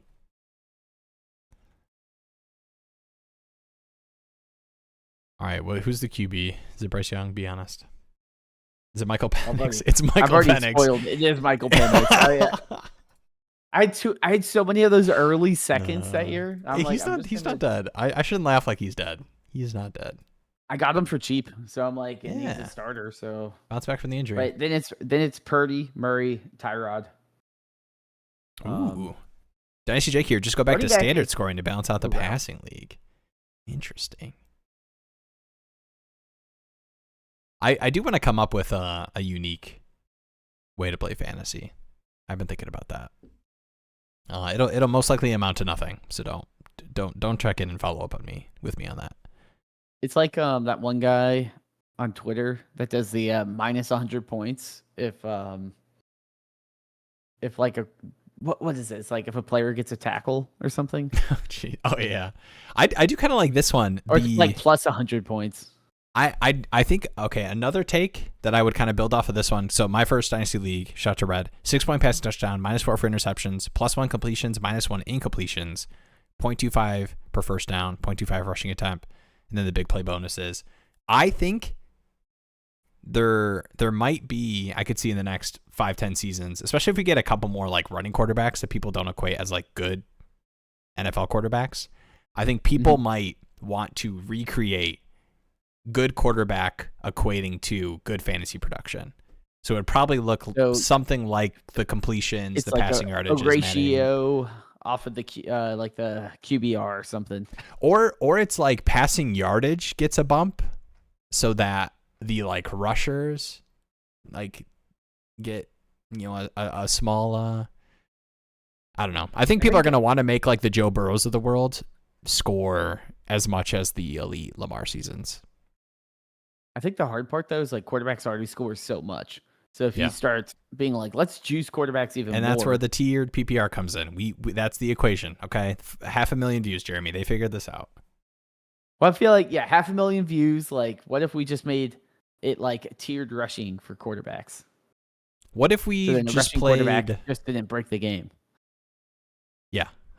Okay. What if?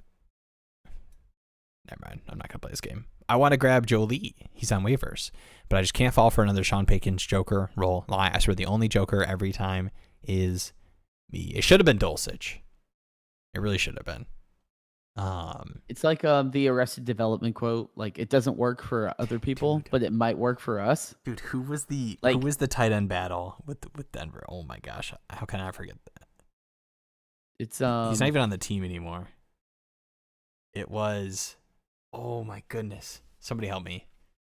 It's like Adam Troutman. He's always there. Adam Troutman is there. I'm thinking like 3-4 seasons ago, and then he got shipped off.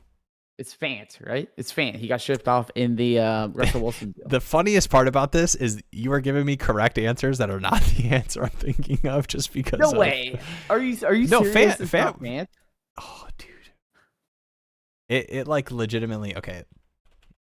This is what year was it? Tight ends over the past.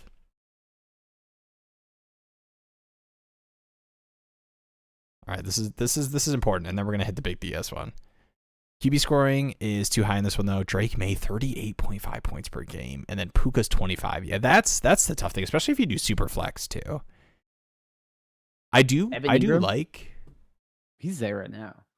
No. I'll get there. Albert. Oh, you remember Albert Okwuegbunam Jr.? Dude. Oh my gosh. He had. How was it not Noah Fant? But yeah, you're right. It's Albert. He had some fans. Where's the Alberto? I need to see this Alberto production. That was like the classic. He's going to be the starting tight end next season. And it's like, okay, but what does it matter if this guy's not actually good? That's a good one. I need to look back at the season. All right, this is not important. I apologize, guys. We should not be going on Alberto tangents right now. We're going down. Dude, what even was that? What did people fall for with Alberto? I'm like not even really. I'm not even seeing the vision. I like the Dulcich guesses. I don't remember why Alberto. He was a 4th rounder too. There was like one period of time where people thought Alberto was going to matter. I will say I usually fall for it, but I did not fall for Alberto. I was like, good on you. You should fall for. But usually Greg Dulcich, I fall like in me. love. But I had to get off that. I fell for Noah Fant, fell for everyone else. Oh, okay. I have 2 live stream asks. I kind of forgot about one of them. Shout out to Mark Twain, but I have it here. We're gonna hit this one, and then we'll hit Diaz. Yeah. I will say two Reds, Drake May scoring a lot of points. Yeah, I think the best way to balance, like if you do want to focus more on quarterback completions and such, is like you do need to downgrade the power of a rushing quarterback. Because otherwise they're just going to be dropping like 40 points a game while every other position scores, 20. And you don't want to have it be, oh, my quarterback went off, therefore I won. Oh, look at this. I blew $80 on Albert O. It's okay. Hopped in at the perfect time. What is good? Mark Twain. See, I didn't forget. The universe wanted me to forget so that you could be here just in time for us to read it. And here it is. Howdy, gents. Took over an orphan team this offseason. Thank you for your service. Everyone be extra nice. Whenever like there's an indication that somebody took over an orphan, just remember that's how we keep our game strong, okay? Somehow traded Kittle for 27 first from the lowest rated team on the trade view. Should I send my 27 first for Javonte in an attempt to weaken his team further? How should I go about this? Or where else should I look to strengthen? Don't mind my current time rotation as long as Njoku has a role. Yeah, this is I don't think this is any tight end premium. 12 by 10, full PPR, 6-point passing touchdown. Definitely no shame in having like a Chig and Njoku tight end room in no tight end premium. Yeah, I mean, Chig is on a new team as well. So they play bonuses. Yeah. Speaking of a tight end that, I bought into, it's Chig's year. It's going to work out. I'm kind of in on it too, but unfortunately for Antonio Williams purposes, I can't be all the way in. That's true. You're compromised. So this is a chunky face killer. Where's Chunky Face Killer? Oh, okay. Rebuilding team. Had to have that injured George Kittle. Didn't want to have the 27 first. Genty, Javonte. Dude, this is an interesting team. It's a wide receiver room. They have the 111 in this class. So the question is, should I trade my 27 first to get Javonte to make this team even worse this year? You have James Cook, Kenneth Walker, Tootin. I don't know. Would you just hold? I mean, this is a pretty strong contending team already. Probably hold, because what's to say week 10 is here? That team sucks. You're doing awesome. And they're like, crap, I traded my first. What do I do? And you say, oh, here's a 2027 first round pick. It's late, but here's a 2027 first round pick. Tank this thing for me, but that also fits his window. And he's going to be like, sure, like I'll give you Javonte plus, because I need to just try to find some way to salvage what's going on here. Yeah. And I mean, this could even look like I wouldn't be I mean, especially after the Kittle deal, I feel like there's so much that can go wrong with this team. Yeah. And I do kind of want to see, like, what does this toot and hit look like? Mm-hmm. Like, you've got a strong enough starting lineup off the rip. Like, whenever I have this and I'm kind of slotting in already in June, my starting lineup, I do not care too much about moving first for like moderate upgrades to my starting lineup. And I think that's what the Javonte buy would be. Like, I get wanting to tank the pick, and you're like, this guy's kind of a buffoon. If I can like get points off his roster, but you also then they have a first that can be used, and who's to say that that first doesn't turn into, they fill out their wide receiver room with that first round pick, and you gave them the ammo to do that. So I wouldn't do that. I will say if this guy is a little bit out of the loop, I mean, do you just try to send like a crazy package for like GT or something? I'm What if you just like fascinated. get like 30 cents on the dollar or something like? So let's do this though, okay? Because I do think the only Genty thing that could be possible would be early or mid-season when you have their first and they're very clearly like, okay, that's actually the 101, 102, 103. Like, okay, So I do want to, if we want to live in the world where Gent and them cheeks is, locked in, good dynasty manager, moving their first for George Kittle in a non-tight premium league. And what do you do? Like AJ Brown in your late first? I don't know. He took Kittle for an early first. Like who's to say like he wouldn't? Well, go get his 28 is what I would do. But That's true. I mean, either get your 28 or like I don't know. To me, I'm like everyone is sitting there in the chat being like, "What the hell happened?" Like this guy's clearly not good and gave up a early first for an injured player that's probably not going to play for the start of the year. That is insane to me. It's like, what are you doing? So like the Sharks are going to be circling, and the things I would be looking at is that 28 and Genty. I'm like, can I just like, even if it sets you up worse, like, can I just like trick this guy into thinking like he's a Josh Downs or a Terry McLaurin away from being a contender? Yeah, I send him a that probably would be the move. And Terry McLaurin, and just see if I can continue to just loot this roster before he wakes up. We're going the opposite way. So the question was, should I send a 27 first to get Javonte off the team to make it worse? We're going the other way. We're saying you're making it better, but you're getting a first from a team that we do not trust to. And those are the first you want to get. Like, regardless of looking at this team in general, somebody that trades, they have the first. Oh, nice. I got a first round pick. So valuable. This class is awesome. All right. How heavy is a tight end premium? Oh, there isn't one? Sweet. What injury is George Kittle coming off of? Let me cash in for that. Those are the 28 first you want. That's the thing too, is like, because I've seen teams where, and especially like in home leagues where like people are a little bit more loose and goose with like their picks and stuff like that. I've seen teams where it's like, oh, this is the year they're gonna fall off, and then somehow they hang on, and then it becomes a game of like they just keep selling their picks, and everyone just keeps buying their future, and they're like, eventually they're gonna bottom out, and you're just gonna get unlimited value in those picks. What? So, I mean, this is a team that doesn't have many options, and I think the play is like, can I get Genty or 28 first or something? Because, two, if you take the 28 first, maybe your 27 first isn't as good as you initially thought because you had to give up AJ Brown, and AJ Brown turned out to be good and help this team a little bit. Okay, but the amount of, like, it's like if it doesn't work out, cool. You also have their 28. So then when it bottoms out in 28, you also get that. Whereas like they still have 2 first-round picks to try to piece something together.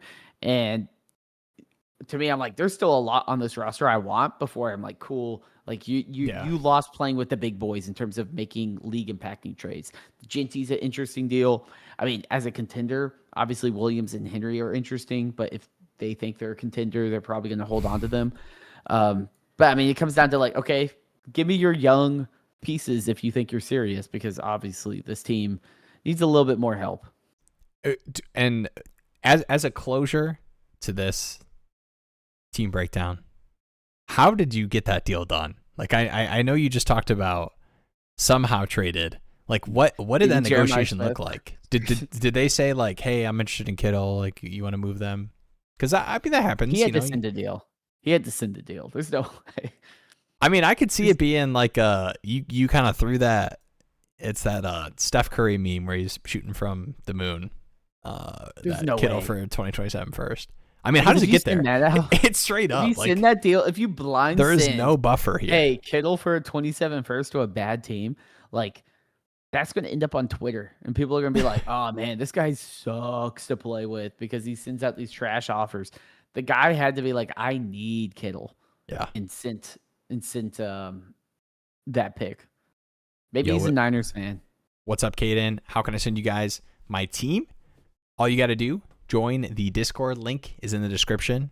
You can head to the live stream Ask channel. I'm going to show it real quick. I know Alv just posted one. So when you're in the Discord, this live stream Ask channel, you can share your Dynasty Daddy link to your team. We'll pull that up, or whatever information, like username, what league you're in if you want. But the link is the easiest if you can just post that in there and then some kind of note, and we'll talk through it. He was lowballing me for Kittle right when I joined. Just randomly sent him the offer for his 20. Dude, what a shot! Damn, you really did, yeah. Dang.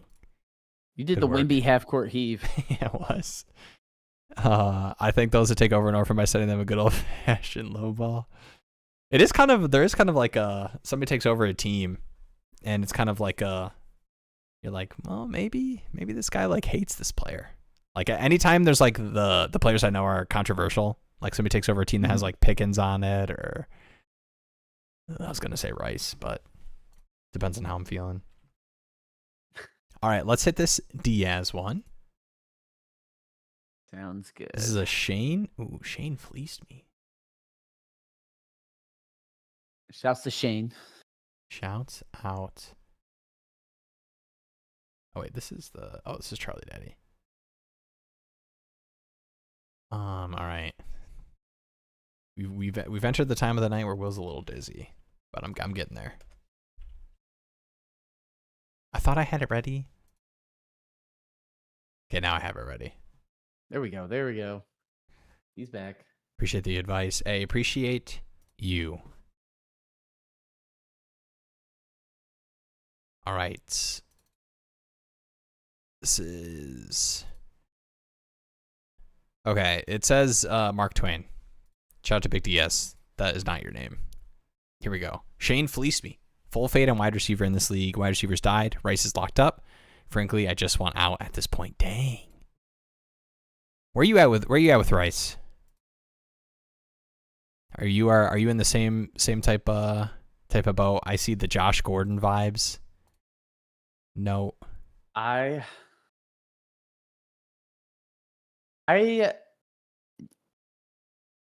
getting close. Dang. But I think the ceiling is gone, to be honest, because like no one is going to look at him reliably. The tough thing is the usage contract. last year was messy too. Like him being in the contract year, expecting the Chiefs to turn around and give him this like, Drake London, JSN light type deal. It seems a lot less reasonable. I mean, I low-key don't hate this deal anyway. I mean, you get no.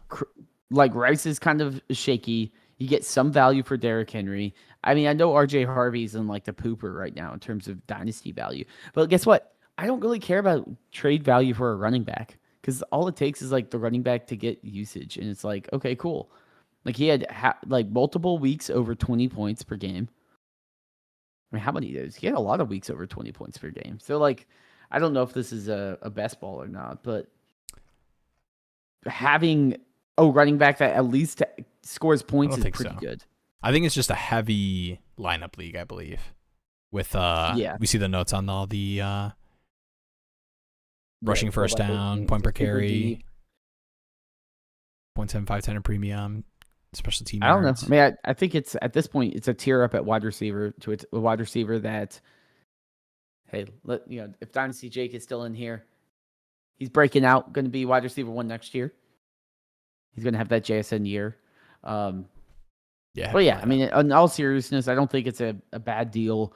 And I do think the Rice as being like a step above guys like T. Higgins and Devonta Smith and J-Mo, I think that gap is closing to where he's going to be kind of that Zay Flowers range where you're like, yeah, he's kind of worth a first, but you might not get a first for him. Yeah, there's some merit to, like, especially with this kind of team, Diaz, if you're looking at it, and especially wanting to get out on Rice, like there's a chance that a year from now, that Rice and that Henry bag does not turn around and get you a wide receiver like T-Mac. I am probably a little bit more risk averse with the Rice stuff for like 1 year of production right now. And then I'll just kind of like, I'll eat my 70-60% value loss next season if he, the Chiefs bring somebody in and he takes a team friendly deal or he goes to some worse situation because he wants to get paid. But yeah, I get the Josh Gordon vibes, man. Saying it like that definitely it's hard, man. Definitely scares you. Should I not peek at Shane's team?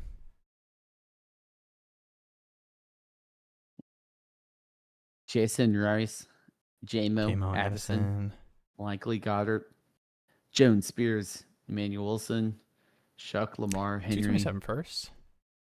You have your own first and second is nice. That is nice, yeah. I mean, both of y'all are not positioned super strongly, at least according to my website. But I do kind of like this range of running backs though, like price wise. Like this Harvey like through Warren, Ramondre through Harvey up here, yeah.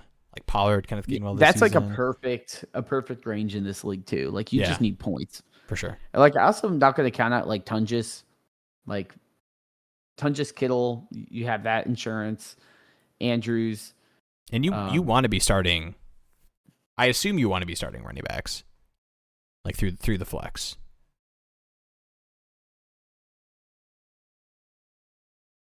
I would guess so, yeah. Yeah. This war chart. Look at that running back line. Straight up fantasy. Wait, we live in a running back league now. It's back to the old days. We do, man. Past couple seasons too. I know. I remember when I first got into war, it was like the year just flipped. Where it's like, oh, you need the top 10 quarterbacks. Like trade everything for a quarterback that could be top 10. And now it's like, oh, if they're not top 3 worthy, I don't want them. Like, just give me a running back. Dude, the startups, man, I feel like I'm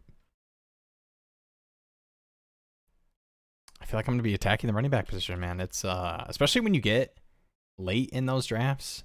I mean, I know there were only mock drafts that we were doing, but a lot of those, like Parker Washington, Devontae Adams, Betts, Terry McLaurin, Terry McLaurin. There's versus the running back fall off, yeah. There. And all it takes is you to hit on like next year's Wendell Robinson, and you're like, oh my god, like why would I pay for Tet when Wendell scores more? And you can still like roster construct in the way that you have a bunch of one injury away guys, because those guys just hold value when the hits happen in season regardless, and they're just good roster construction bets. We got a blockbuster. I'm pulling up the Alv one right now.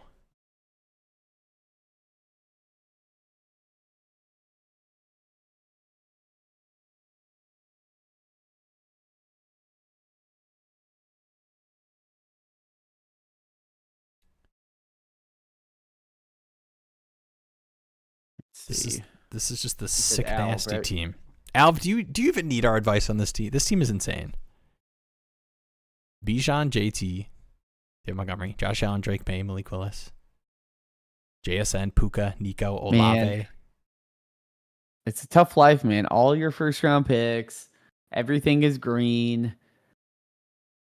The only question marks like your tight end, which like let's be honest, Gadsden, Ferguson, Chig is not bad at all. We should see the blockbuster though. This is the blockbuster. Yeah, we got another Josh Allen trade. You don't see those often. You do not, and we were talking about it. The Josh Allen trades. All right, here is the blockbuster. Jordan Love, CMC, and Amon-Ra for Josh Allen, JT, and Bijan. Brian Robinson. Wrong B-Rob. Ooh, this is an interesting one. Man, I mean, this is the kind of team that you can afford to do that kind of moving CMC and Amon-Ra production to get yourself Josh Allen because of how sick the rest of your team is. Yeah, and JT gives you a little bit more insurance of like the CMC injury bug scare and the usage. It's a lot easier to upgrade move. Quarterback. Yeah, it's a lot easier to move Amon-Ra when your other receivers are JSN, Puka, Nico, Olave. Insurance for Bijan. I definitely have made some insurance for Bijan buys.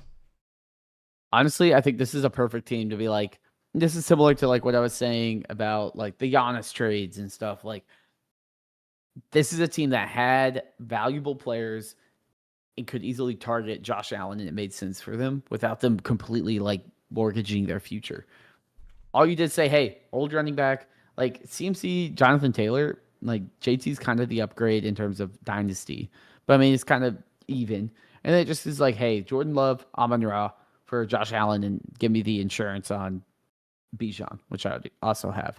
So I don't mind that tier up, because what is Jordan Love really going to be doing for you fantasy-wise is kind of a replacement level quarterback, most likely. Yeah, I'm with it. I think we would stare at this a lot longer if the rest of the team didn't look like this, because it can hurt to move CMC Amon-Ra, even in a trade for. We moved for a lot of Allen. starters. Oh yeah, but no, that's I do like it. Yeah, and getting younger too, and then Allen. I like that Allen is Allen. No, I like it. I like it. He needs to pay the brag balling. And it's I mean the way I'm staring at this more, trying to like, okay, what else? Like, I feel like I should talk more about this. And it's like, with this team, you know, should you be trying to get flexibility? But like, dude, you have your own 27 first still, and your own 28. Like, no, that team seems nasty. I know we've got some other that were popped in. I'll get those going and ready. Ooh, I'm gonna throw this over to you. Let me know your thoughts. Yes. Senor Cinnabon. Shout out to Senor Cinnabon taking over a team in the Dynasty Demon Time League that managers seem to go missing. Just did a startup not too long ago, drafted 4 running backs by round 5, and it worked out pretty good. There's some, I will say it's a lot easier, in my opinion, just looking at some of these startups. Okay, I just said I was going to throw it over to you, and I started talking. I just love talking, guys. Yeah, you just got too excited. I was just going to say that I think it is a lot easier to feel like you want to start up because of a value you hit on at the quarterback position, the way you're able to fill out your wide receivers, how you approach tight end, than it is to be like, oh my gosh, look at this value I got on this running back in the 10th round. You know, like, people are reaching for David Montgomery in startups this offseason. Don't think you're going to get Tony Pollard falling to you in the 13th round. Like, people are going to be snagging these running backs. Yeah, and the thing too is, like, you want to be playing the waiver game in the wide receivers, in the quarterbacks, most likely, because there's just more options that you feel decent with. I mean, the amount of weeks where Matt Collins was decent, or Kayshon Boutte, or Parker Washington, and all these guys, like, I'd rather be able to maximize and take advantage of the random cheap spike weeks from wide receivers and the Joe Flacco weeks at quarterback, and be able to actually use those players than draft a bunch of high level quarterbacks and then also roster a ton of quarterbacks on my bench. So then, sure, yeah, I get Joe Flacco, but I'm not starting Joe Flacco over Lamar and Jalen Hurts that I took. You know, like, whereas running back is just so hard. Like, if you, it's a, you have it or you don't. And like, you really know when you don't have a good running back. Wide receiver, you can kind of get lucky. We put in the guy, oh, we got 3 catches, he fell in the end zone. Awesome. You know, like, it's a lot easier to find a wide receiver to produce enough that you can get by. But if you are missing that running back, it is brutal when you're starting a running back like Sean Tucker and you need him to score like 12 points to keep you alive. Yeah. So I feel like, especially if your league doesn't value, like, it's playing the normal dynasty game of like, oh, I really like this wide receiver, just hammering all those running backs, and you're sitting there like, oh, I already have a absolute like engine of my team built with like 2-3 amazing running backs, some awesome depth, and like, you know, have one high end wide receiver or something. Like, it's a lot easier to piece together the tight end, the wide receiver 2s and such, or the QB 2s. Got you, Caden. I'm pulling it up right now. This is a pretty shallow league, but real quick as I'm pulling that up, Josh Allen and Waddle or 327 ones, maybe lates, Higgins, Jaden Reed, and Gunnar Helm. This is like the perfect kind of trade that is like a, man, 327 first just do not add up to Josh Allen and Waddle in my brain. And like, I think Josh Allen is just the perfect like 3 late firsts in a vacuum. You type it into a trade site, it's going to tell you like, yeah, it's even enough. Like that's 3 first round picks you get. But dude, Josh Allen and Waddle, like I don't know if I would do this straight up for just Josh Allen. Yeah, I mean, I is it Jaden Higgins or T? Like, I feel like if it's T, then like T Higgins and Waddle kind of cancel out. So then it's like 3 first round picks, maybe lates. There are 27s for Jaden Reed, Hunter, Gunnar Helm. I have a hard time honestly moving Josh Allen without it being a obvious tear down where I'm like, I'm going from Josh Allen to Herbert and I'm picking up a late first. I don't know if I can just be like, let me snap and turn Josh Allen into like only picks and feel great about it. Unless I'm like, oh, sick, I'm going to get the 102 and the 105 in next year's class. And I'm like, okay, I'm probably walking away with like Arch and a high level wide receiver. Or you're getting your own pick back that you're already taking. Yeah. Yeah. Like there needs to be some early pick for me to be like, okay, I can piece this together. Because we see draft classes, and I know there was a comment. I think it was by Kyle earlier. It was right here. It's am I crazy for thinking the 2027 class will be mild because of NIL? And I don't know if I'm going all the way in saying I like fade everyone, but I do think like we know what happens with NIL. There's going to be more guys going back. I'm not going to look at these 106 plus picks as like guaranteed money in the bank when I have to make them, because we're looking right now and be like, oh my gosh, there's so many valuable players. Yeah, but name the players in 2027, and all you name is like 4 players that are going to be, the 101, the 102, the 103. Like once you get to that middle first, the late first, it might get a little bit more desperate. And I'm not moving a Josh Allen if I'm not guaranteed to get some sort of high level dynasty asset. It's hard for me to move them, I guess. Yeah. But that being said, I mean, it's like one of those things. Like Josh Allen is Josh Allen. Like how many teams are actually able to put together a competitive offer for Josh Allen? Yeah.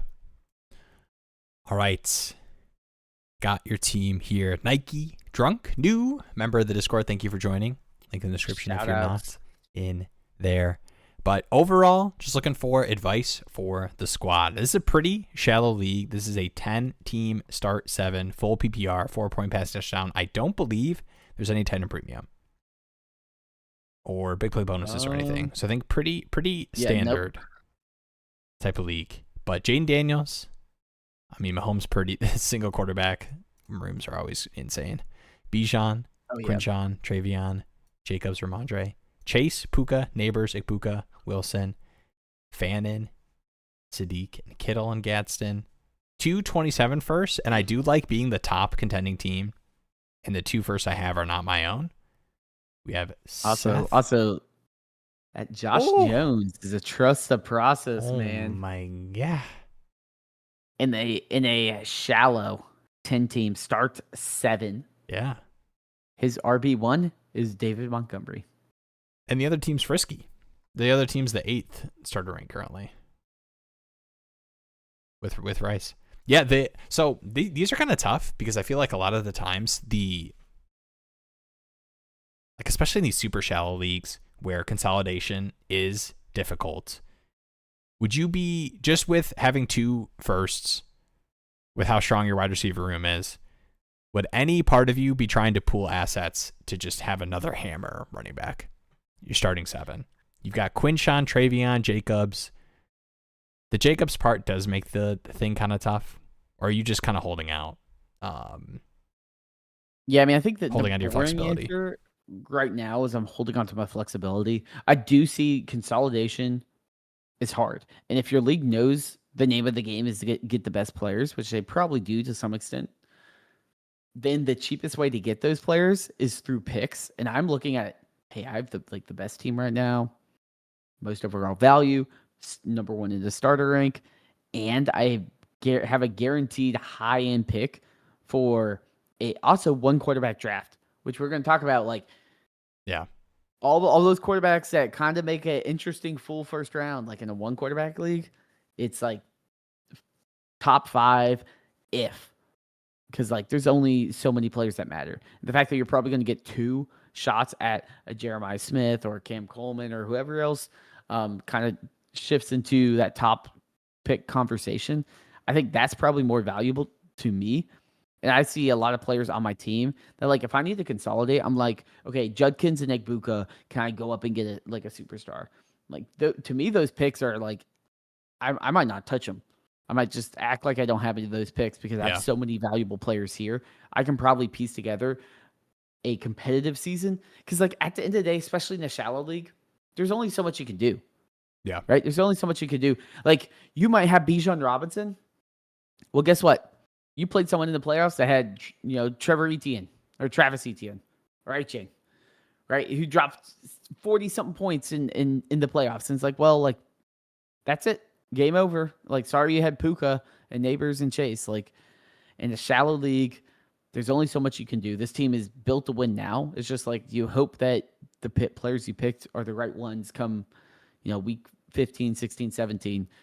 And that's why I'm like, I don't want to over consolidate. I guess the only thing I would mainly consider is like if there's like a McCaffrey or some like low hanging fruit on a bad team, but McCaffrey's on a contending team, so yeah, and that would be the only move I would make. And I'm stopping myself, Caden. Like I think the worst thing you can do on these kind of teams, it's a little bit different. The equation is a little bit different in super shallow leagues, but the worst thing you can do on these like super super strong contending teams, you have additional first round picks, especially that aren't yours. I think the worst thing you can do is like moderately improving your starting lineup when it's already nasty. I think this kind of team, I am just holding on to those first. And what is a lot more appealing to tanking teams midseason is first round picks. And having 2 of them that aren't yours is like extra juicy because those have a lot more value than your own 27 first with how sick this team is. And you also don't have to realize it, right? Like, you don't have to be the guy that sits there on their hands and sucks a whole year to get that 2027 first. Like, you're like, oh, I can live the high life and then also just like benefit from the other team's suffering. Yeah. Like if like Gibbs or Genty was on like a terrible team that you could figure out some kind of first round pick consolidation, I might look at it. But I think the worst thing you can do is like, okay, I'm moving a bunch of assets and addition my first round picks for Jeremiah Love. And it's like, sick, I got Jeremiah Love. But like, how much is that impacting your starting lineup when you're only starting 7 players?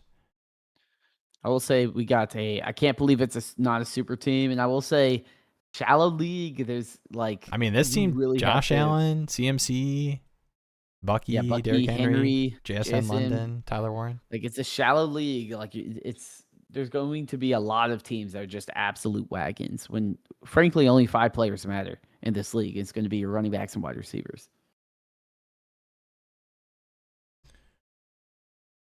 Yo, what's up, Hunger Force? Can I get in line for a team look? The Arlen High Bulldozers need some guidance. Yeah, if you can give me, is that a team name I'm looking at? I assume that's a team name. Is it in? Which I don't think I'd be able to get. Right, I have to do like the actual sleeper name. Yeah, it would have to be the username. So let me know your username, or if you have the league ID, or if you just throw the link in the chat too, I can just pull it up from there. Yeah, in the Discord. Didn't know you guys were YouTubers. Ooh. Just been using the website for a while. Honestly, same. That is why I'm on this live stream, as I was using the site for a while. That's the team name. All right, I'm on it. I know. Will sat through some of my terribly edited videos I would record about Daniel Jones or whatever. I was like, hey man, like let me help you out here. I know, you know what? And then I came on the stream and still doing some Daniel Jones puff pieces. Well, that's all this channel is. Sleeper ID. Okay, I got the sleeper ID. Nice. Okay, copy.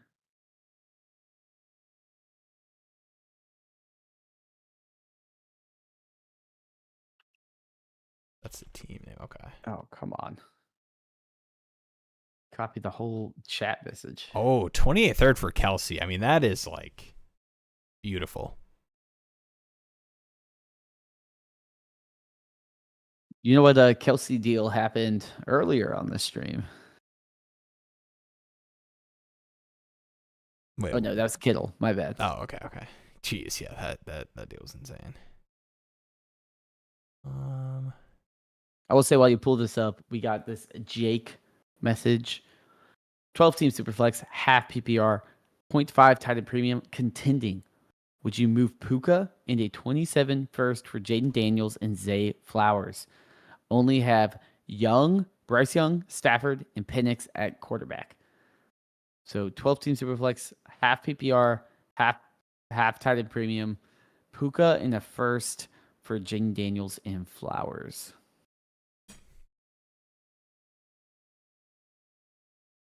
Okay, I did the thing where okay, never mind, I found it. Jeez. This is an interesting one. Only have Young, Stafford, and Penix at quarterback. Like, it's like, how valuable is Jaden Daniels compared to Puka? I mean, it's pretty fair. It is hard to move Puka like, on a contending team, dude. I love Zay Flowers. It is 12-team Superflex, so quarterbacks do matter. Jaden Daniels is nice. I guess I think it's fair. I feel fine with doing it. Especially if that first is that contending first, which I assume, which will probably lean a little bit later. Mm-hmm. I do wonder if the best path for a contending team would be to just take that 27 first and shoot for like a Jared Goff or a Baker Mayfield to address any of their quarterback concerns, than to tear off of like the wide receiver one last year. Like, that would be my hesitation. Now, that being said, like, you can counter and say, hey, Zay Flowers was like wide receiver 7 last year or something. Like, he was very undervalued. Jaden Daniels, we've seen QB2 his rookie year, I think. And we have seen him be an elite producer. Now, he was banged up last year. Can he stay healthy? Sure. I just don't know if I want to move Puka for that kind of a weird tear down. Like, it's just kind of like, let me move my elite wide receiver for an elite quarterback. But I don't know. That's an interesting trade because I could see being on both sides of it. Yeah, I probably... Oh, man, this is... If it was like another... Okay, let me just... Part of me wants to keep the Puka the first side, and I love Jaden Daniels. But I just feel like it's easier to access. Like, I know you mentioned Jared Goff. Like, dude, what does throwing Malik Willis on this team look like? And you get to keep your own first flexibility. Yeah, It's Puka, man. That's the part. I just am thinking about the Puka. How many... Puka's like a maniac. Dude, if you are in the first round of the playoffs, okay? We fast forwarded to the 2026, 2027 season. First round of the playoffs, dude. Mm-hmm. I tell you that you get to put one of these players in your starting lineup. It is Jaden Daniels or Puka Nacua. And you're choosing Puka every single time, like 10 times out of 10. Yeah, and I love Jaden Daniels, and I am excited for a bounce back, but I think I got to do the Puka side. Alrighty.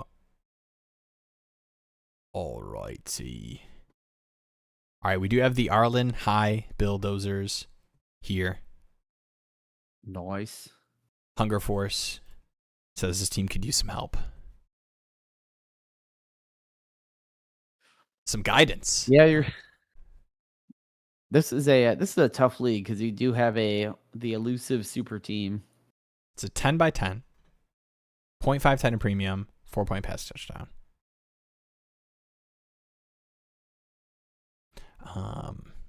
Yeah, let's take a look at the super team real quick.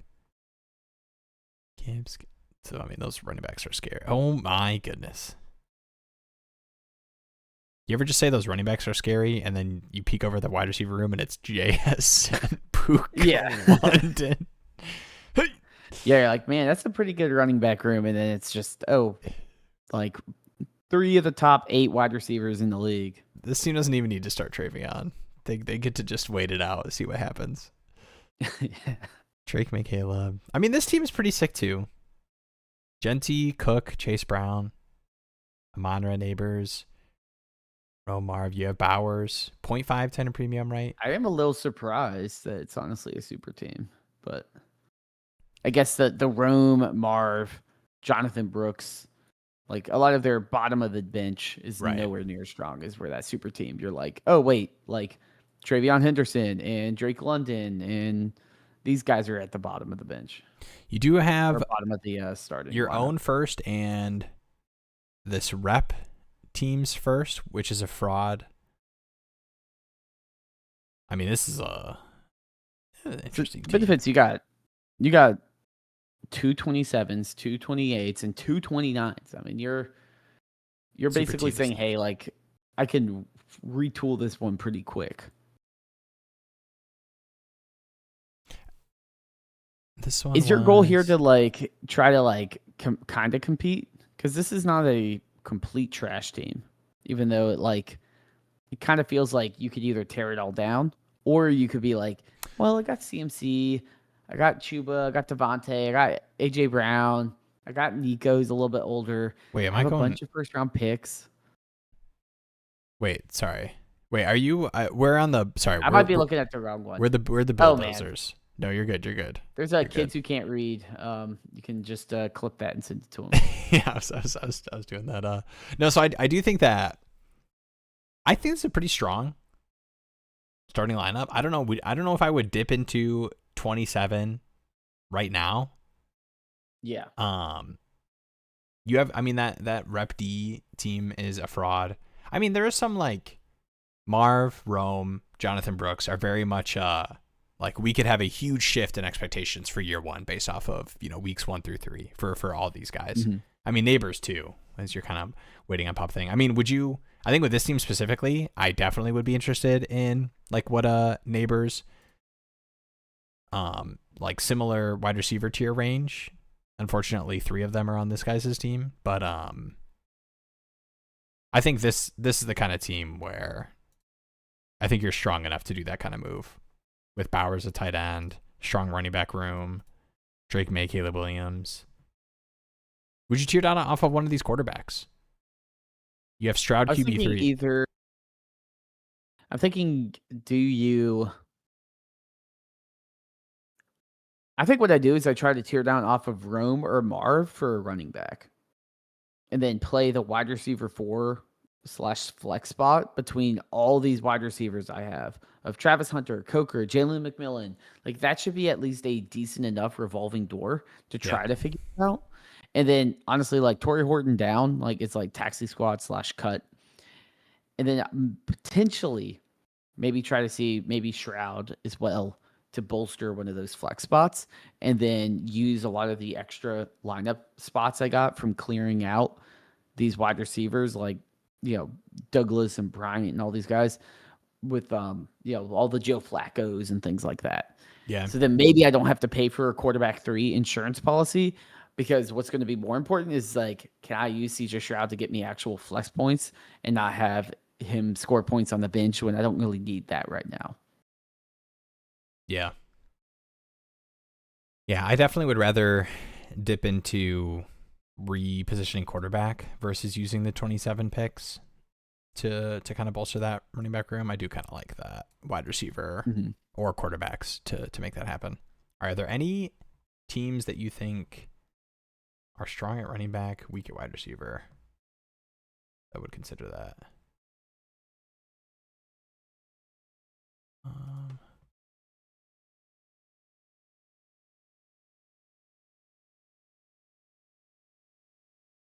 Well, I mean, I think the team that I started with is the team I would talk to be honest. Kids who can't read. Kids who can't read is in the middle.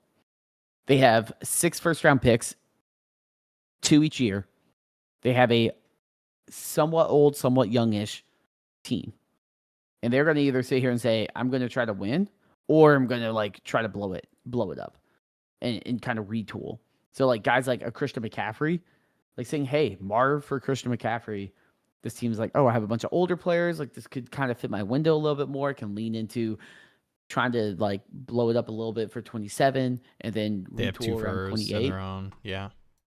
Yeah, like I think that is probably like I want to find a team that's kind of in the middle and like convince them to be like, okay, either I need to, I mean, not you, but like you either need to pick to go in or not, and like how can that help me? Because Yeah. adding a CMC to this team, very interesting now. Like that's more than just a flex guy, but even like, oh, can I get a Chuba for cheap or something like that?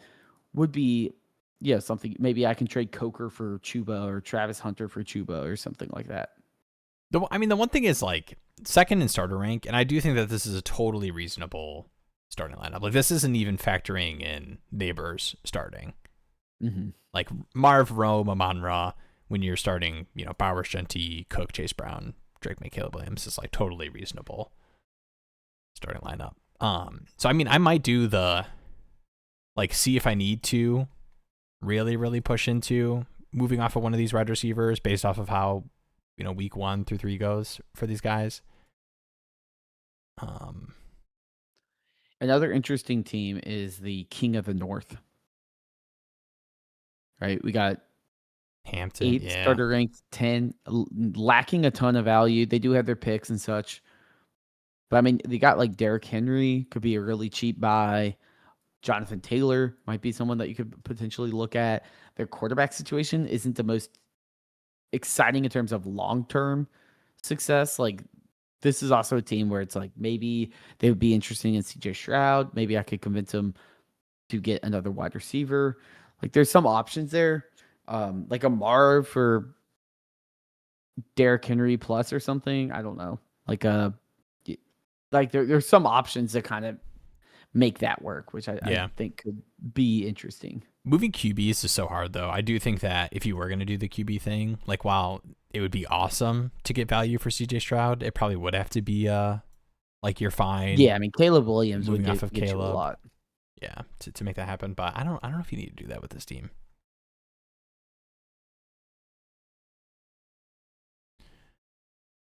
All right, I like I just noticed the Tribe Called Quest.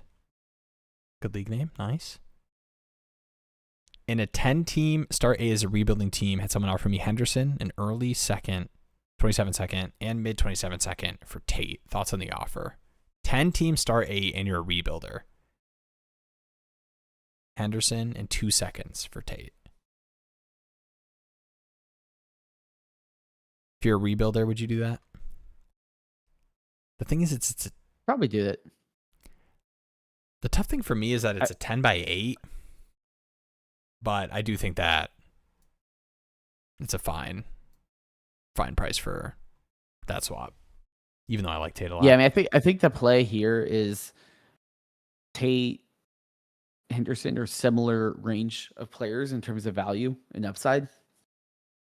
I get 2 extra seconds. I can probably try to figure out to do a consolidation move, or if my team is asset poor, I can use that to maybe take some bets. Especially it's a 10 team, like that's early 27 second. It's like the 111 or something.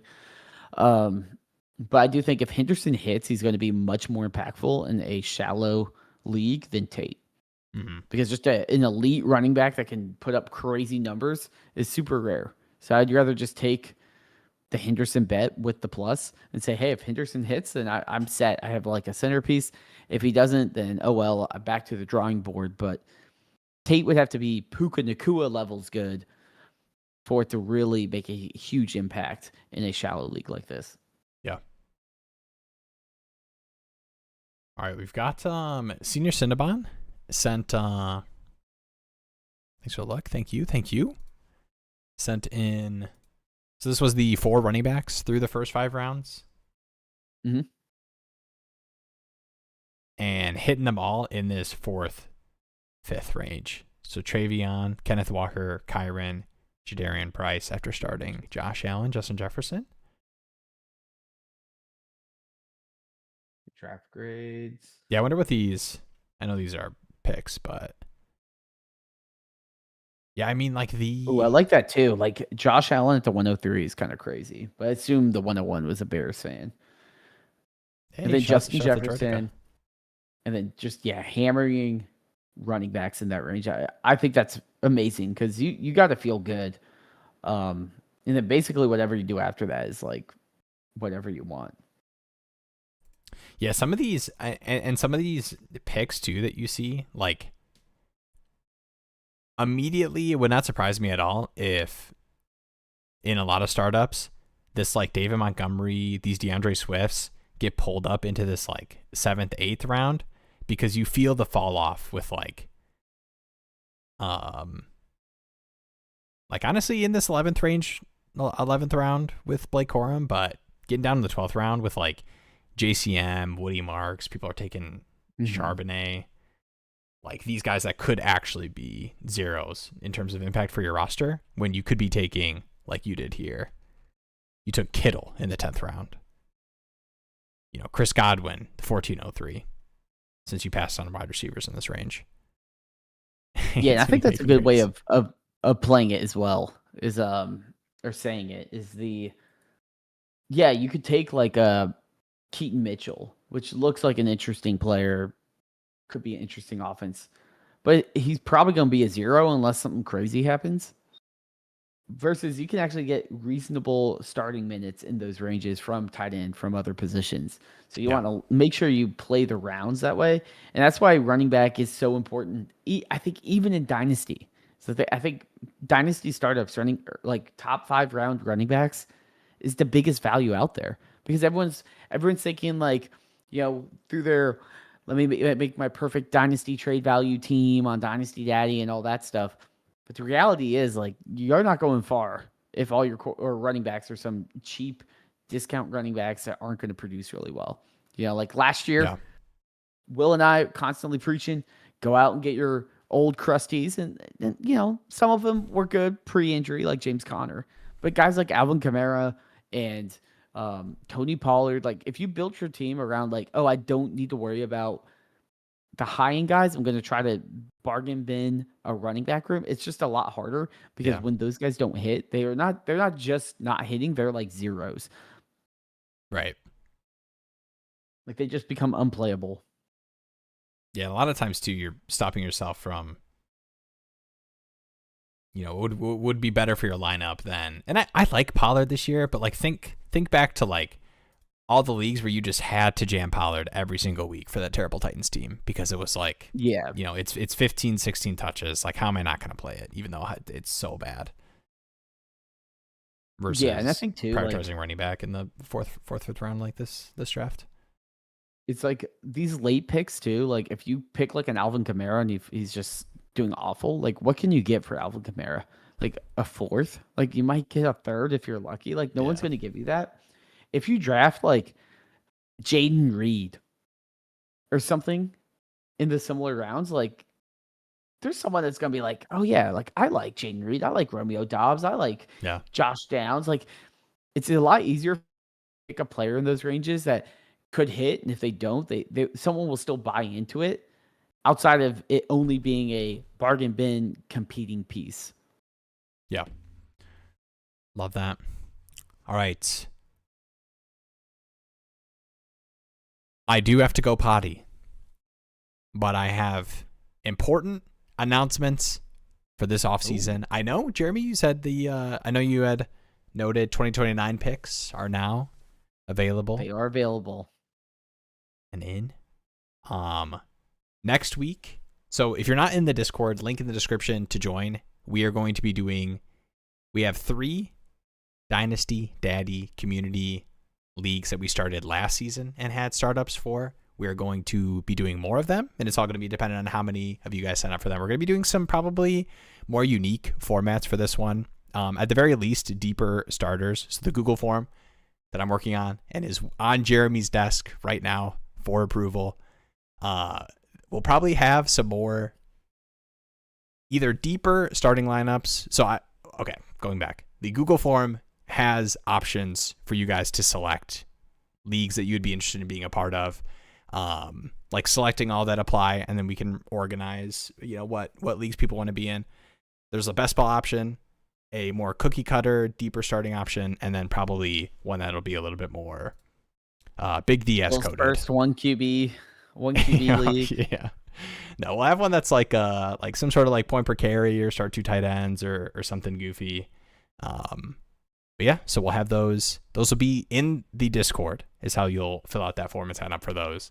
And I do want to do a better job, I think, this season, especially during the trade shows, of kind of going through the real life reality TV of Dynasty, of like showing, trade negotiations and how the startup board played out and, big trades that we see go down in the leagues. Appreciate it, Tyler. Yeah, I think that'd be fun, and we can do something around that. And I'm looking forward to it. I need to be a little more active. I think that's my thing. I need to be a little bit more active in those leagues. No, you can't always. It's hard to win leagues like that year one, like I did in the Alpha Daddy. Shout out to Puka Nakua. I appreciate you all. Jeremy, any parting words before I do the salute? Peace out. No, Hit the outro. Nothing too crazy. I mean, I got a lot of things going on with the site, tons of changes. So stay tuned. If you have any questions and stuff, feel free to ask them.